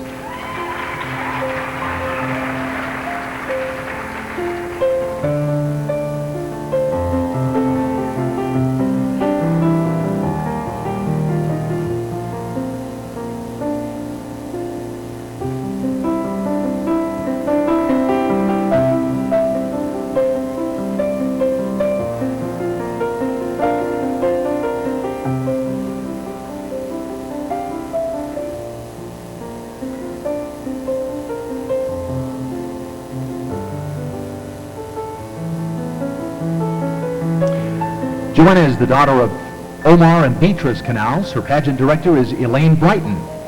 She was one of 28 national young professionals selected to attend a CNN seminar, won first place in the National Broadcast Hearst radio competition. She's a communications graduate of the University of Utah, an honors student in Spanish from Salamanca, Spain. Her future ambition? To tell the story and tell it well as a journalist just starting in the broadcasting profession. Contestant number 29, Miss West Valley Area, Joanna C. Canals.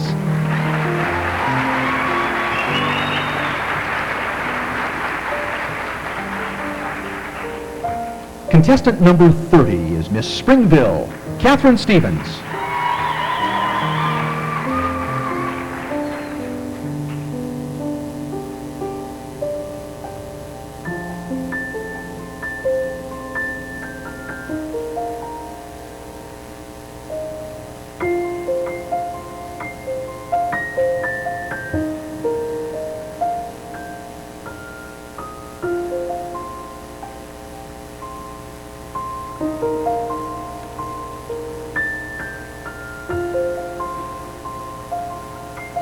Catherine is the daughter of Kent and Mary Ann Stevens. Her pageant director is Denise Kitchen.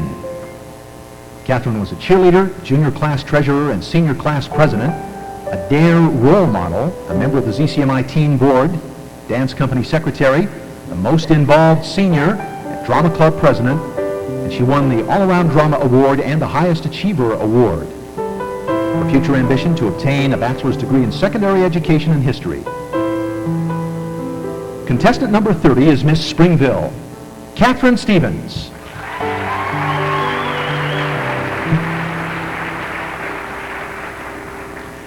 Contestant number 37 now, Miss Richfield, Tiffany Hendrickson.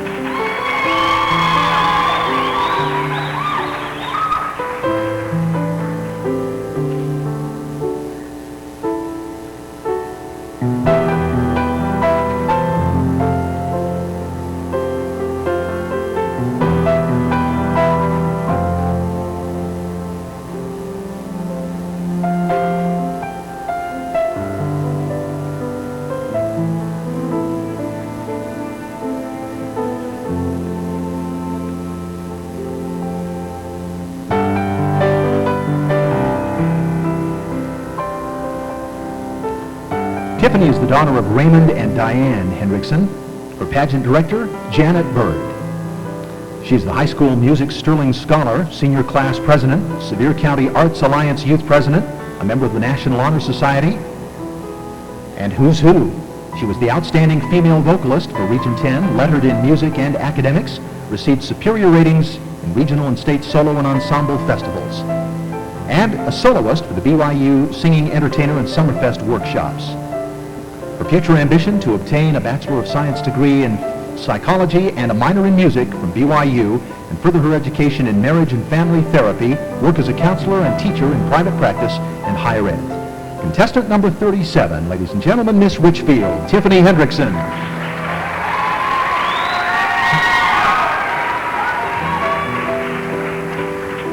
Contestant number 39 is Miss Southern Utah University, Rebecca Lynn Widener.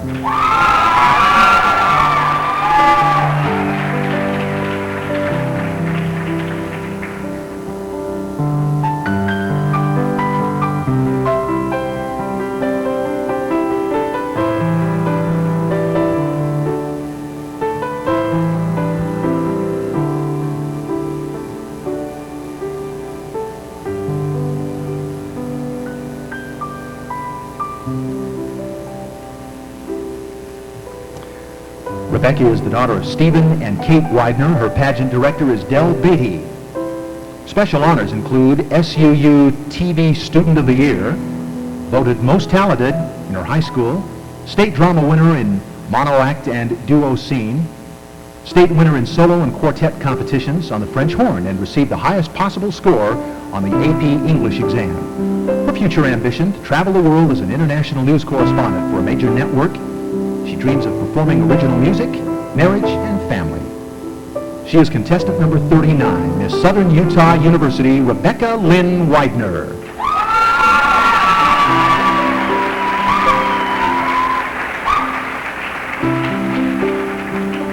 Contestant number 55, Miss Salt Lake County, Michelle Mobley.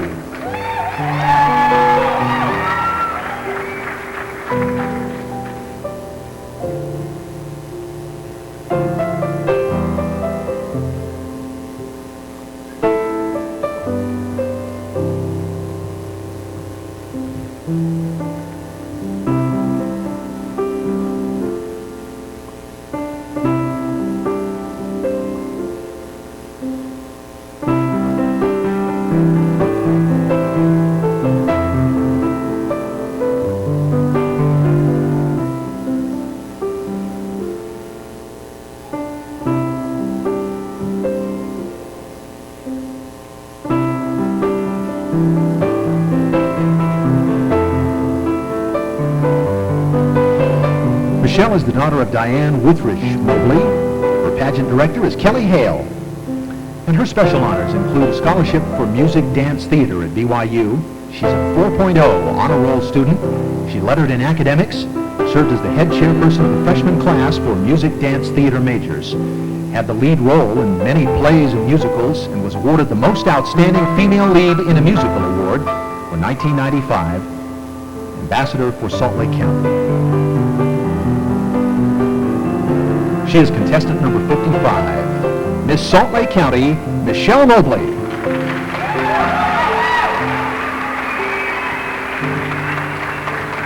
And contestant number 59, Miss Salt Lake Valley, Nanette Pearson.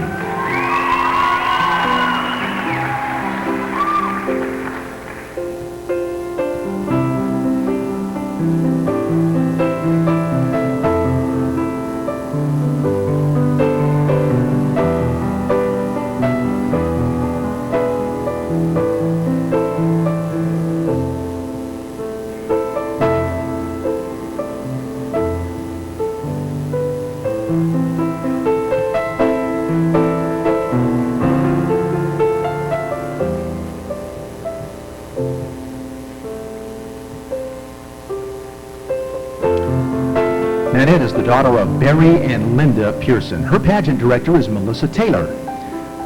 Nanette enrolled in college at age 16. She was a senator and student advisor at the University of Utah, was voted the outstanding drama student, physical science student, Dean's High Honor Roll, first place in debate, 1,054 performances globally with Ballet West, the Utah Regional Ballet, and the Aspen Ballet Company, the Pacific Northwest Ballet Scholarship, first runner-up Miss Utah, second runner-up National Sweetheart Pageant, first place Creative Poetry, and her future ambition is to graduate with a double major in psychology and classical ballet, then pursue a doctorate in psychology.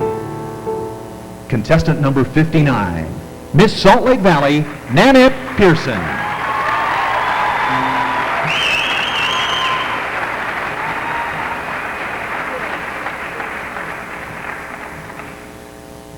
Outstanding. Thank you, ladies. That completes our evening gown competition. In addition to swimsuit and talent, we're all top 10 finalists. We have seen them tonight. Now, another word of thanks, if you will. How many stage set changes have we seen tonight? Our young ladies are beautiful all by themselves, but a terrific set certainly enhances that beauty. Building and designing our new set this year around our theme, Centennial Jubilation, were Chad and Michelle Hewlett, owners of Petal Pantry in Payson. A nice round of applause for them, please. Thank you. Not only do they design sets, but of course they can make your wedding, your anniversary, your pageant, or special occasion of whatever kind look as wonderful as our stage here tonight. and they offer a special discount to those in the Pageant family, of course. Those helping them this year, we'd like to thank them for their able assistance. Debbie Payne, Jeremy Payne, Melissa Swenson, Jake King, Justin Tuckett, Luke Baer, Harriet Mendenhall, Lori Toady, I hope I got that right, Annette Draper, and Connie King. Our special thanks to their entire crew for the beautiful stage sets that we've seen this year. First class. Thank you. And while we're on the subject, how about our stage crew? Man, they've done a fantastic job of setting and resetting tonight for every contestant. We've had 14 piano moves alone in our program tonight, and they even offer that last word of support backstage with a hug or a wish for good luck before the contestants appear. The stage manager, Megan Nielsen, has been joined by David Springer, Chad Collier, Danny Collier, and again, our thanks to the first-class stage crew that has put together the pageant this year. Thank you.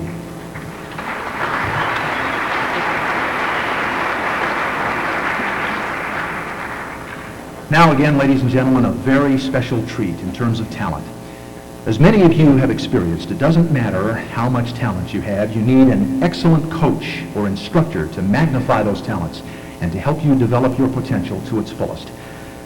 Miss Utah 1995, Amanda Moody, has been fortunate enough to have one of the finest piano instructors in the world to teach her since she was 11 years old.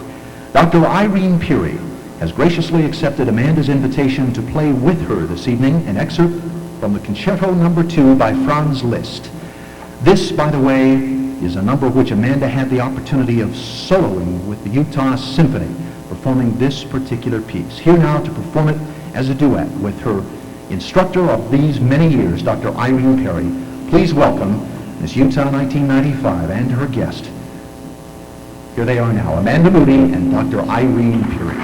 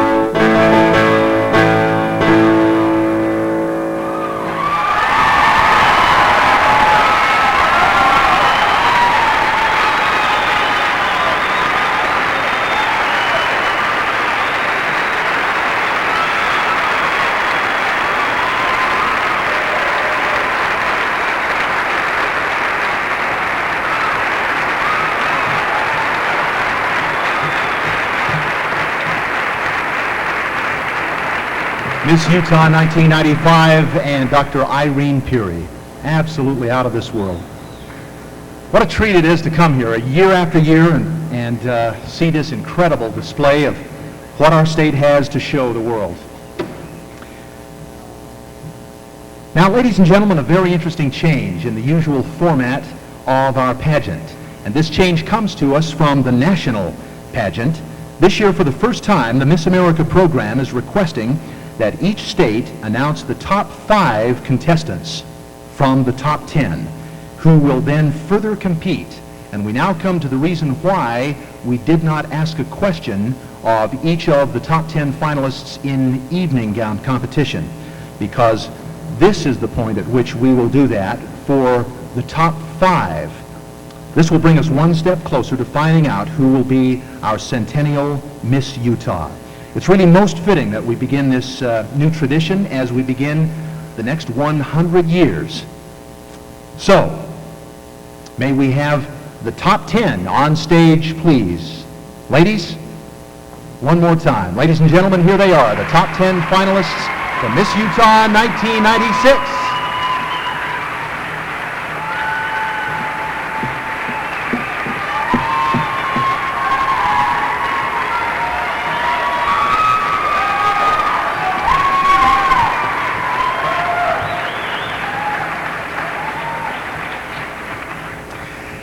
And judges, if you're ready, may I have your decision as to the top 5, please?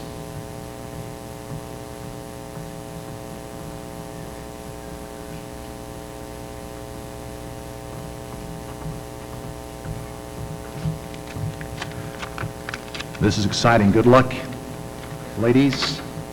Here they are. Contestant number 29, Joanna Canals.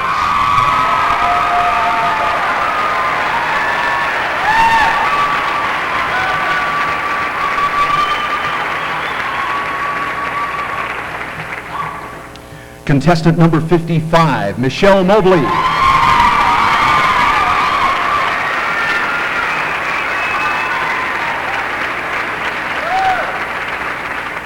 Contestant number 59, Nanette Pearson.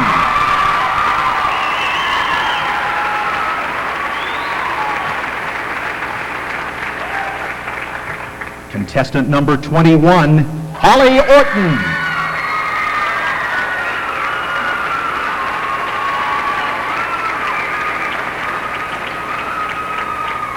And contestant number 16, Janet Jacob.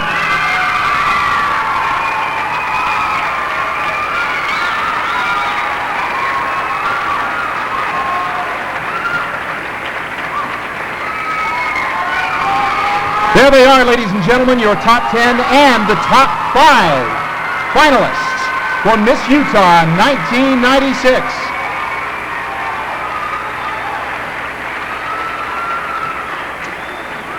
One of them will become Miss Utah this year. By the way, I should announce that each of those top 5 finalists were announced in random order without regard to total points awarded thus far.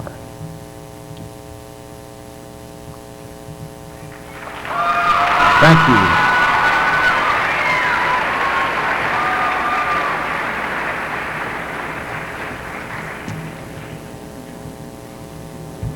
Well, it's kind of exciting. We're down now to the last phase of our competition, in which each of those 5 young ladies will in fact have an opportunity to answer a question, one that they will select at random from a handful that I'll present, and a second question which was prepared especially for them by our panel of judges, taking into consideration that particular individual's background, her talents and interests, and the various impressions that have been formed throughout the pageant week. The judges have a particular issue or an area which they would like her to comment on, and that's the basis for the formulation of their question to her. So now, we'll bring out each of the 5 finalists and present those questions. If in fact they're ready, let me check.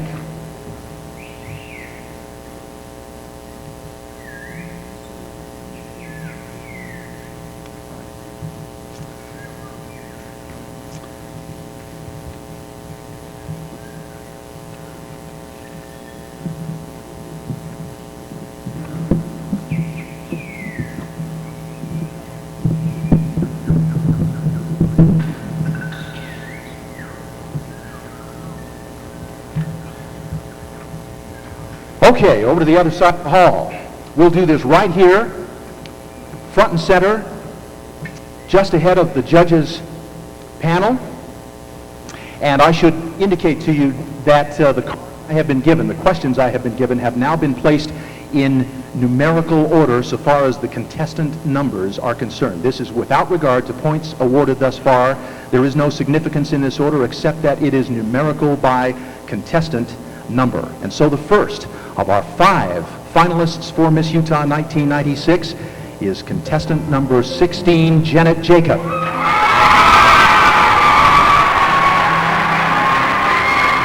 Hi, Janet. How are you? Good. Okay, Janet, 2 questions for you. The first one is any one of those envelopes that you'd like to pick. Pick any one.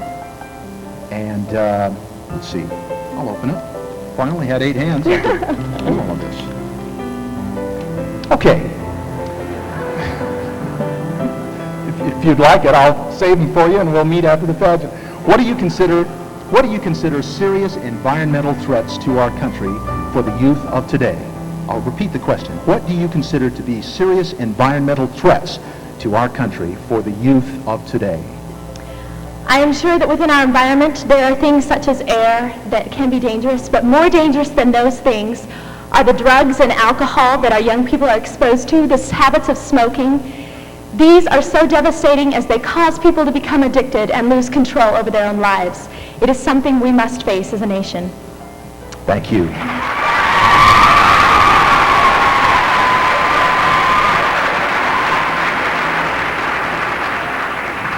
Now, Janet, this is the question which our panel of judges has formulated especially for you. Defend or oppose a bill to require English as the official language of the United States. English was learned by all those people who came. We are all foreigners in our ancestry. They came here with the purpose of establishing a nation, a union, wherein people were joined together by common language and by common ideology. That is so important that we have English as the major language. It is the way by which we communicate with one another and the way by which we are joined together as a union. Contestant number 16, Janet Jacob. Thank you, Janet.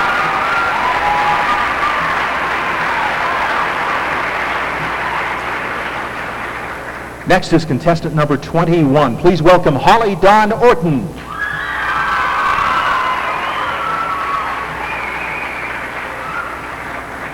Hi, Holly. Hi. Welcome. Hey. Okay, you do the honors. Select any one of those envelopes. Choice is yours. Okay.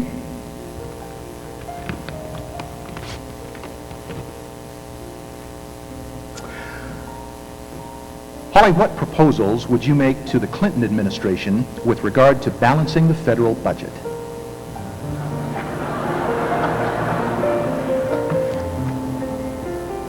Well, if I could talk to Bill Clinton and give him any ideas on how to balance the budget, I would definitely first of all say don't put it off. Don't do things that right now would make the deficit larger, make the budget worse off, and then in a few years balance. I think we need to balance it as soon as possible and make the sacrifices that we need to right now instead of letting our future make those sacrifices. We've made the budget, and we need to make sure that we stick to it and make our country as great as it can be because we are a wonderful place.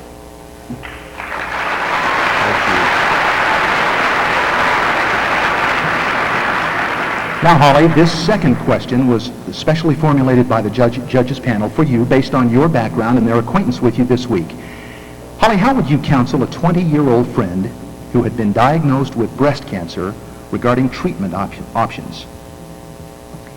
Hopefully my friend at 20 had been using self-breast examinations always, and so she'd found it at an early enough stage that it could be taken care of, that she could go to her doctor, get everything taken care of, take his advice because the doctor is going to know what's best for her, to listen to it, to make sure that she's living the life the way that she possibly can, and that she follows Heavenly Father's guidance as well because He's the one that knows our future, knows what we need to do, and He will guide us.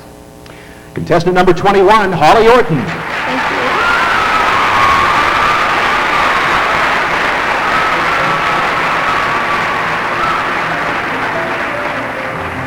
Next is contestant number 29. Please welcome Joanna Canals.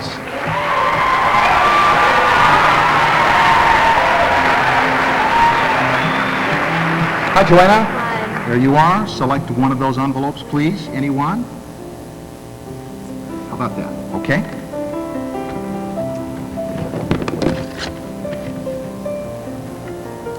Okay, Joanna, give us your opinion of juveniles charged with heinous crimes being tried as adults. I think it's completely justified. It breaks my heart when I read in the paper about a juvenile that's committed a crime, and it's so sad that our society is moving in that direction, but if we don't stop it now by trying them at an early age, I don't think anything's going to stop it. We need to take action now.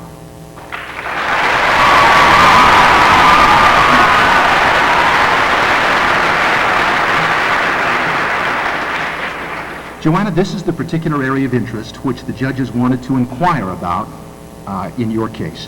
How do you see affirmative action in helping or hindering prejudice in America today? I think we definitely need to get rid of it, but I don't think society is really ready for that. It's kind of like training wheels on a bicycle.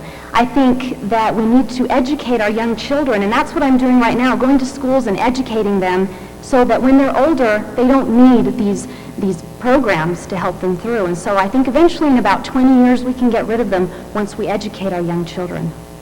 Contestant number 29 is Joanna Canals.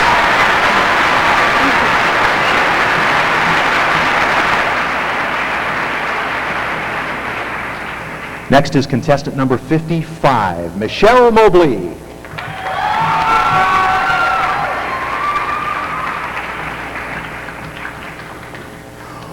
Welcome, Michelle.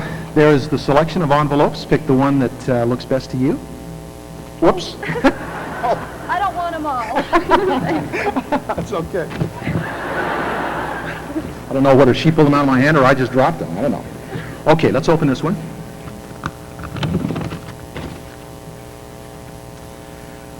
Why is the issue of same-sex marriages suddenly becoming a campaign issue? Well, this is becoming a campaign issue because it is such an issue in society right now. As we have seen, especially here in Utah with the gay clubs, gay issues are very important and becoming very prevalent in society. And I feel that the people running for the president are really expanding on this and trying to use it towards their advantage on taking an issue that they think, a side that they feel that the people will enjoy and take. Thank you, Michelle. Here now is a question specially, thank you. Based on the information and impressions available to them this week, here's a question specially formulated by the judges for you. What is the government's role in promoting family values? I feel that the government needs to take a bigger role in promoting the family values. And how they should do this is by putting it in the schools. Because we go through our education, our basic education, and we never learn how to have a strong family or how to have a relationship. And it is so important. Right now, the average for America is 49% of couples get divorced. And in Utah, we are at 56%. So it truly is a problem. People need to learn, and they need to start at a young age in the elementary schools, learning how to have great relationships and how to build strong families. Thank you. Contestant number 55, Michelle Mobley.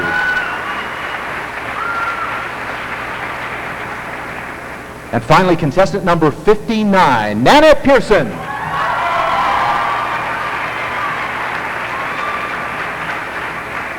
Okay, Nanette, I'm holding on to these envelopes here, whichever one you like. How about that one? Okay. Thank you.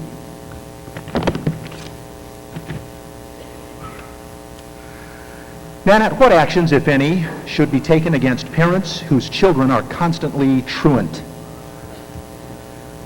Wow, I think that parents do have a responsibility to take care of their children and to instill in them values so that they do have a responsible reaction in school. However, we do need to punish the students, in fact, for being truant and not the parents. The parents can't be there all the time, and they really just need to teach them values so that they are more responsible. Thank you. Thank you.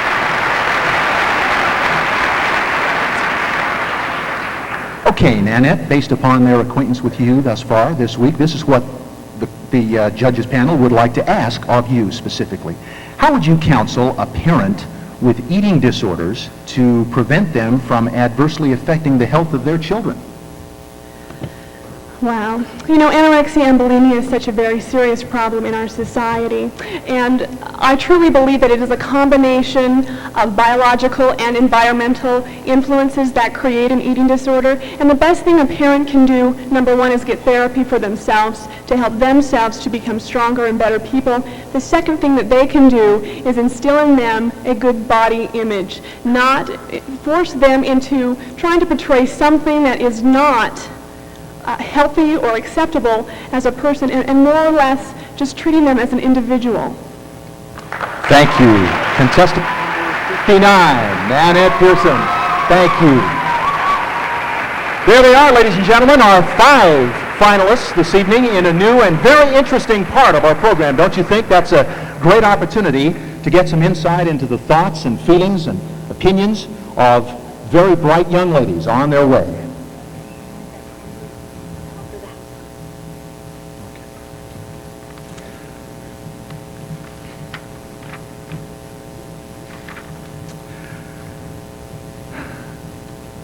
Now, we have a special guest this evening who is here to make a special Centennial contribution, if you will, a special part of our pageant celebrating the Centennial of our state on this, its 100th anniversary of statehood. From Sierra West Jewelers, please welcome with me Debbie Loftus.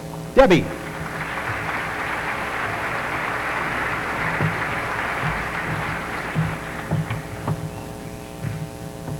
As a part of Sierra West Jeweler, we've been very excited to be the major sponsor for the Miss Utah Scholarship Pageant this year.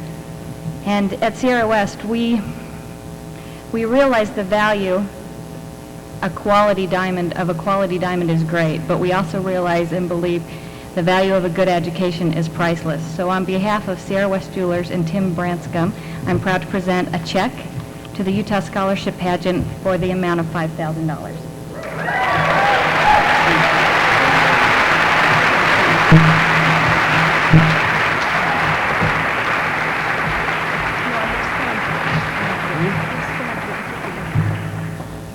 We thank you very much. You know, the scholarship pageant, Miss Utah pageant, cannot exist without the support of many, many people, family, friends, and the business community. And Sierra West has marked a high water mark in the pageant here for us this year. It really helps the scholarship fund. We'll be able to now go forward in future years and with security and with the opportunity to award more dollars that are very much needed for education for the young people of our state. Thank you very much, Sierra West Jewelers. Thank you.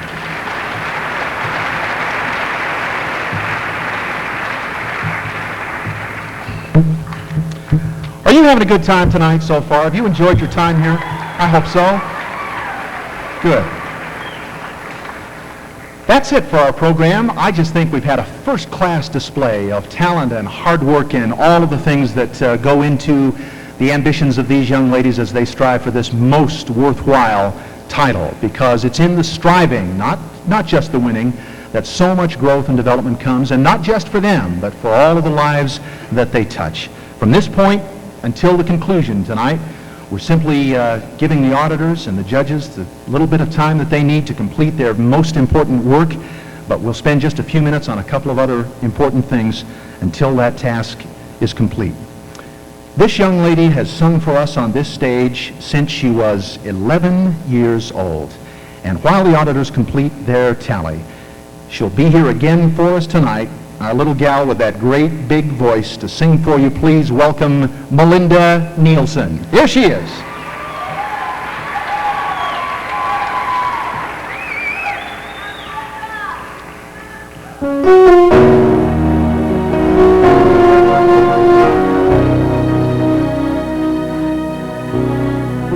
I peered through windows, watched life go by, dreamed of tomorrow, but stayed inside. The past was holding me, keeping life at bay. I wandered lost in you.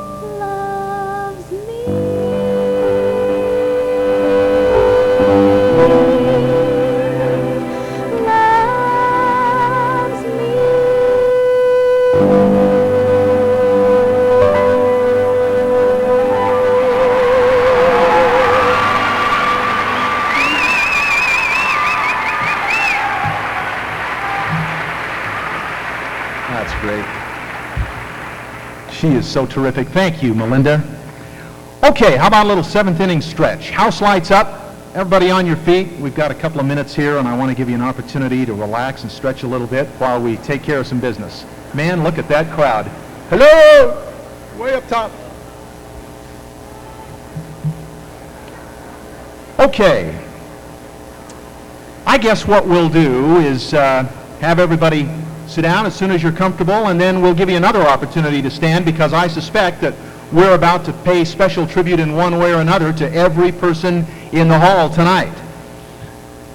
Please be seated when you're comfortable. Let me tell you a little bit about some people who've made this pageant, this week, this grand affair, even grander again this year. Across the country, every year, the Miss America pageant process begins anew. And thousands of young ladies participate nationwide, starting in a local pageant. Now, to accomplish this takes a great deal of community spirit and service, volunteer sacrifice. We'd like to recognize that spirit of service and sacrifice here in the great state of Utah. Would all of the pageant directors who you've heard so much about through the young ladies that you know and associate with, and here on the program tonight, would all of the pageant directors please stand and take a bow for all that you do to make this such a rousing success. Pageant directors.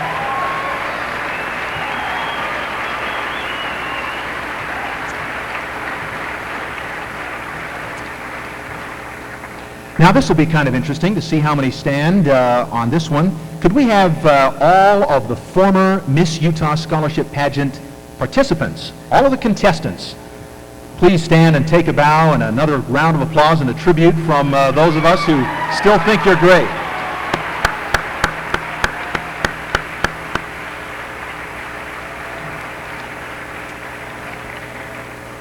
Not only do we have a considerable number of former contestants here with us this evening, but quite a number of former Miss Utahs, and we would like to introduce all of them who are here tonight.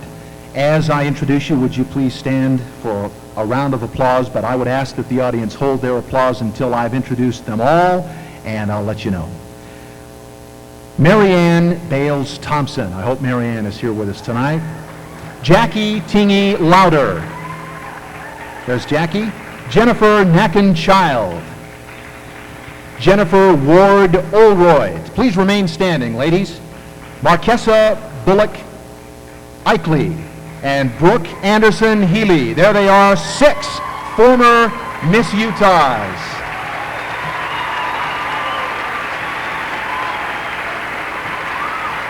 That's outstanding. Certainly another group well deserving of our thanks and applause. 65 lovely contestants have had a fun, fast-moving week this week. To help it be as pleasant and as well organized as possible, we've had terrific assistance from 65 state hostesses, and you can find their names in the program booklet. This week they divulged that there are over 90 children produced by the hostess committee and 65 grandchildren. So if they're here with you, we'd love to have them stand too. Our state hostesses, please stand, take a bow, and know that we appreciate what you do.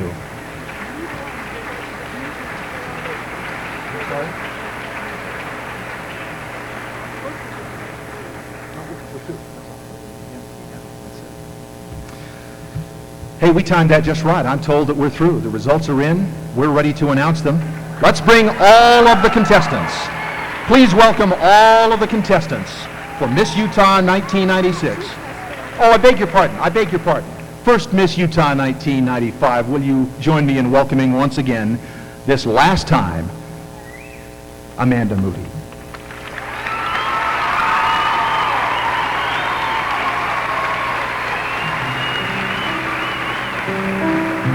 What a year. It was the best of times, it was the worst of times. One of the best of times was winning the Preliminary Talent Award and Bernie Wayne Scholarship for the Performing Arts at the Miss America Pageant. One of the worst was waking up the next morning to see a picture of me on the front page of the newspaper at the piano in my talent gown with a dress tag hanging out of my armpit. Another best was touching the lives of young women throughout the state of Utah as I spoke to them about overcoming peer adversity. And a worst, performing at a park with 30-mile-per-hour winds and approaching the piano to find there was no piano bench. A best was using music therapy to make a difference in the lives of 20 young children at the state hospital. The worst was having a vitamin C pill stuck in my throat the morning of interview at the Miss America pageant. This year has been such a tremendous year of growth for me. The people of Utah have given back to me so very much during this year as I have tried to serve them. And that is what the Miss Utah program is all about, serving others. Even though I will never be Miss Utah again, I have learned how to serve and will continue serving my community and state in the coming years. I would like to thank everyone, and there are many of you in this audience, who have helped me this year to carry out my many responsibilities as Miss Utah. I couldn't have done it without you. And a very special thanks to my family. Dad, you always said I was a high-maintenance woman. Thank you for all of your financial support, love, and your sense of humor when things got tense. Gina and Jessica, my married sisters, you have both been such great examples to me. I have learned so much from your own pageant experiences. I love you both.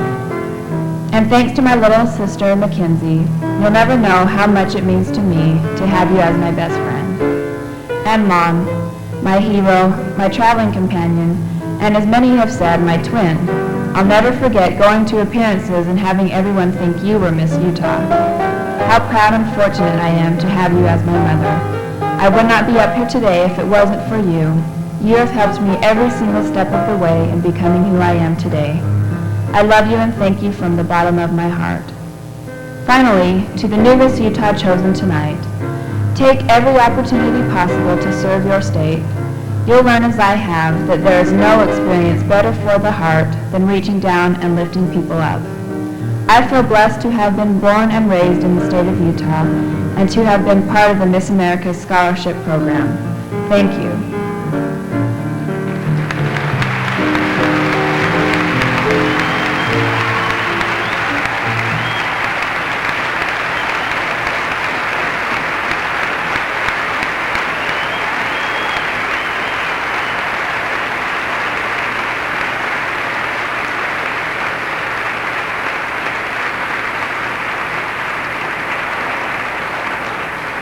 I'm sorry, I didn't really mean to cut you out of the program there. That's okay. I have to tell you a funny story. We were backstage rehearsing the program tonight, going through every element of it. We came to this particular part, and Amanda said, well, see, after I take my walk, then I go back over to the podium, right? And Roseanne said, well, no, you just stay center stage. And she said, well, why? I don't understand. Roseanne just, without giving it away, said, well, you just stay there for a moment, please. She had forgotten the most special part of the evening so far as we're concerned. We can't let you go tonight without presenting this plaque, and I'd like to read it to the audience, if I may. To Amanda Moody, Miss Utah 1995, given in appreciation for your fine example of young womanhood, the Miss Utah pageant and the state of Utah salute you. And her theme for her administration this year, lifting others through the power of music. Congratulations. Thank you. You've done it. Miss Utah 1995, Amanda Moody. Yeah, we can go.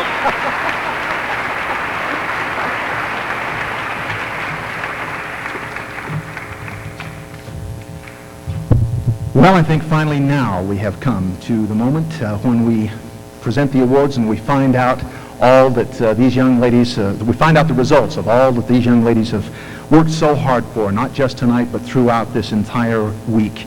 And how many times tonight have you heard the word service?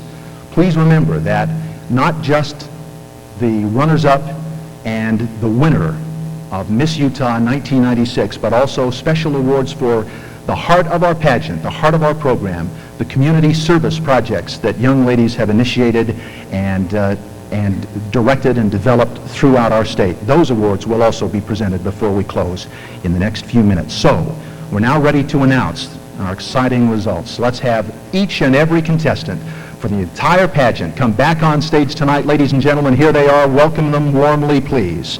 All the contestants from Miss Utah 1996.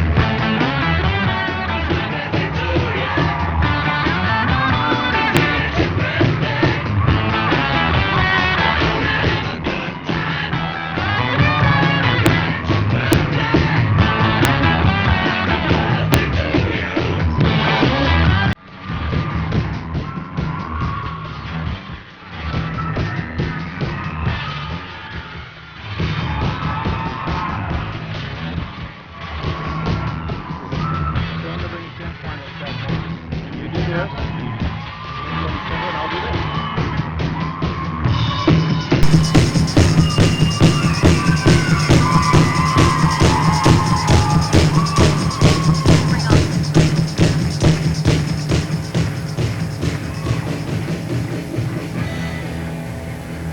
Now, ladies and gentlemen, will you welcome the 10 finalists for Miss Utah 1996? Here they are. One more time.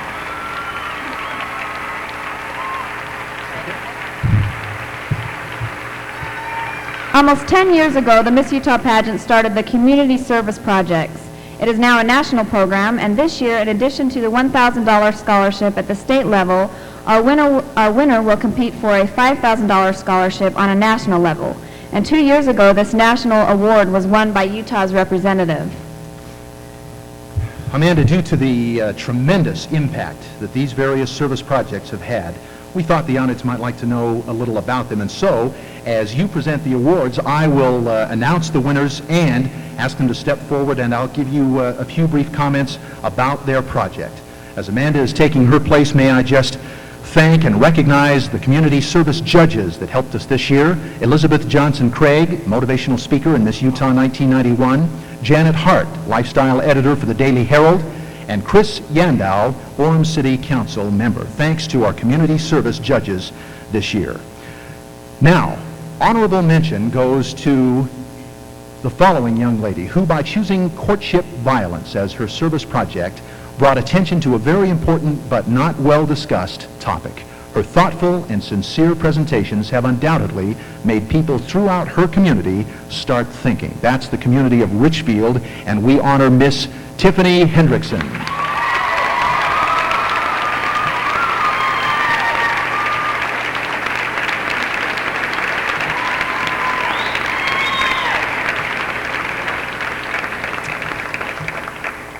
The fourth place Community Service Award goes to Miss Draper Amber Craney.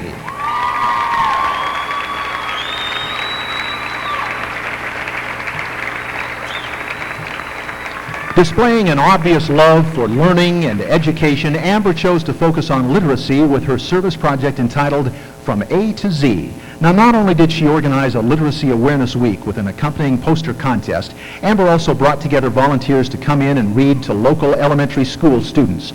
She dedicated many hours of her own time to reading with children, as well as creating and soliciting contributions for the Draper Literacy Trust Fund.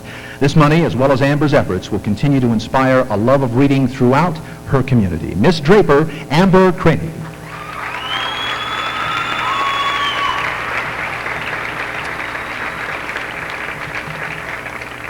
The third place award goes to Miss Kaysville Fruit Heights Amanda Nash.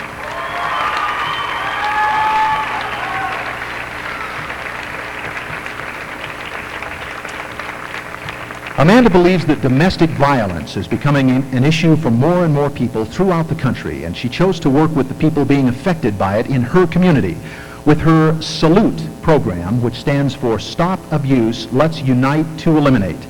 She joined forces with the Davis Citizens Coalition Against Violence to help open the Davis County Family Resource Center, and then organized a massive community effort to stock that center with quilts, paper goods, toys, other supplies that they needed.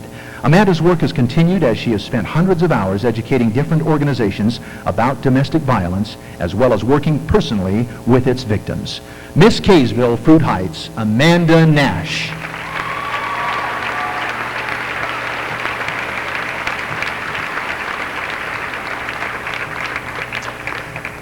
The second place award goes to Miss Lehigh Centennial College.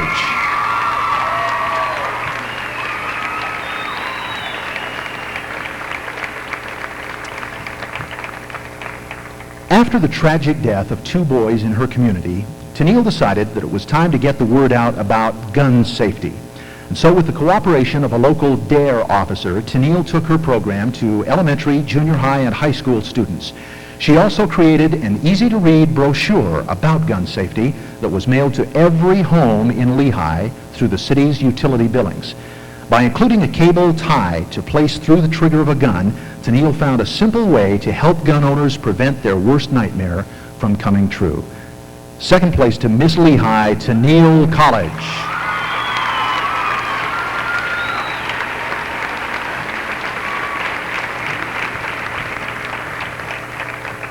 And the first place Community Service Award for 1996, Miss Color Country, Misha Johnson.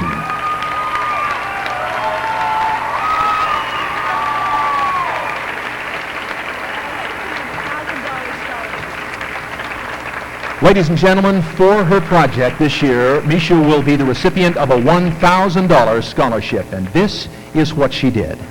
As her service project, Misha decided to continue the work she started last year on reducing the growing rate of cigarette smokers in her county. But unlike many who may employ negative tactics to accomplish such a task, Misha chose a more positive approach, and she worked under the slogan, "Stand by me and be smoke-free." Her project focused on community awareness, youth education, and reducing accessibility of tobacco products, and has caught the attention of a local state senator who plans to involve Misha in work at next year's legislature. As a victim of severe chronic asthma, Misha has a personal interest in reducing the number of smokers in her community. But the number of people she involved in her project proves the topic won't soon be forgotten in the town where she lives and the state that she has honored with her service. Ladies and gentlemen, Miss Color Country, Misha Johnson.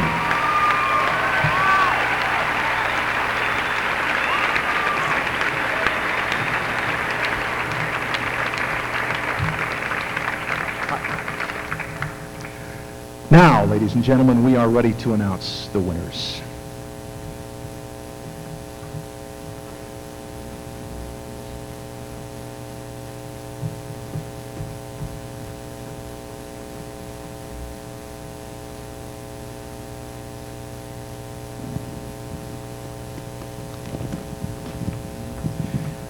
It's very important this year to point out that there is great importance resting upon the award of first runner-up, not only because of her responsibility to replace Miss Utah should, for any reason, Miss Utah not be able to complete her duties, but also because she, the first runner-up, will be the recipient of a $1,200 special scholarship and will attend a separate pageant. I've forgotten the name. The Sweetheart Pageant. Thank you very much. And that, too, is a new tradition at the Miss Utah pageant. Ladies and gentlemen, the fourth runner-up for Miss Utah 1996 is contestant number 55, Michelle Mobley.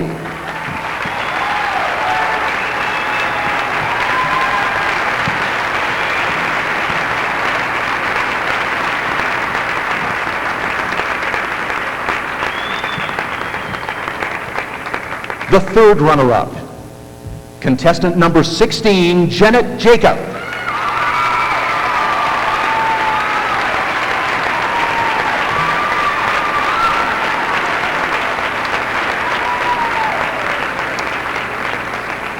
I should point out that Michelle is Miss Salt Lake County and Janet is Miss Orem. Now the second runner-up, ladies and gentlemen, Miss West Valley Area, contestant number 29, Joanna Canals.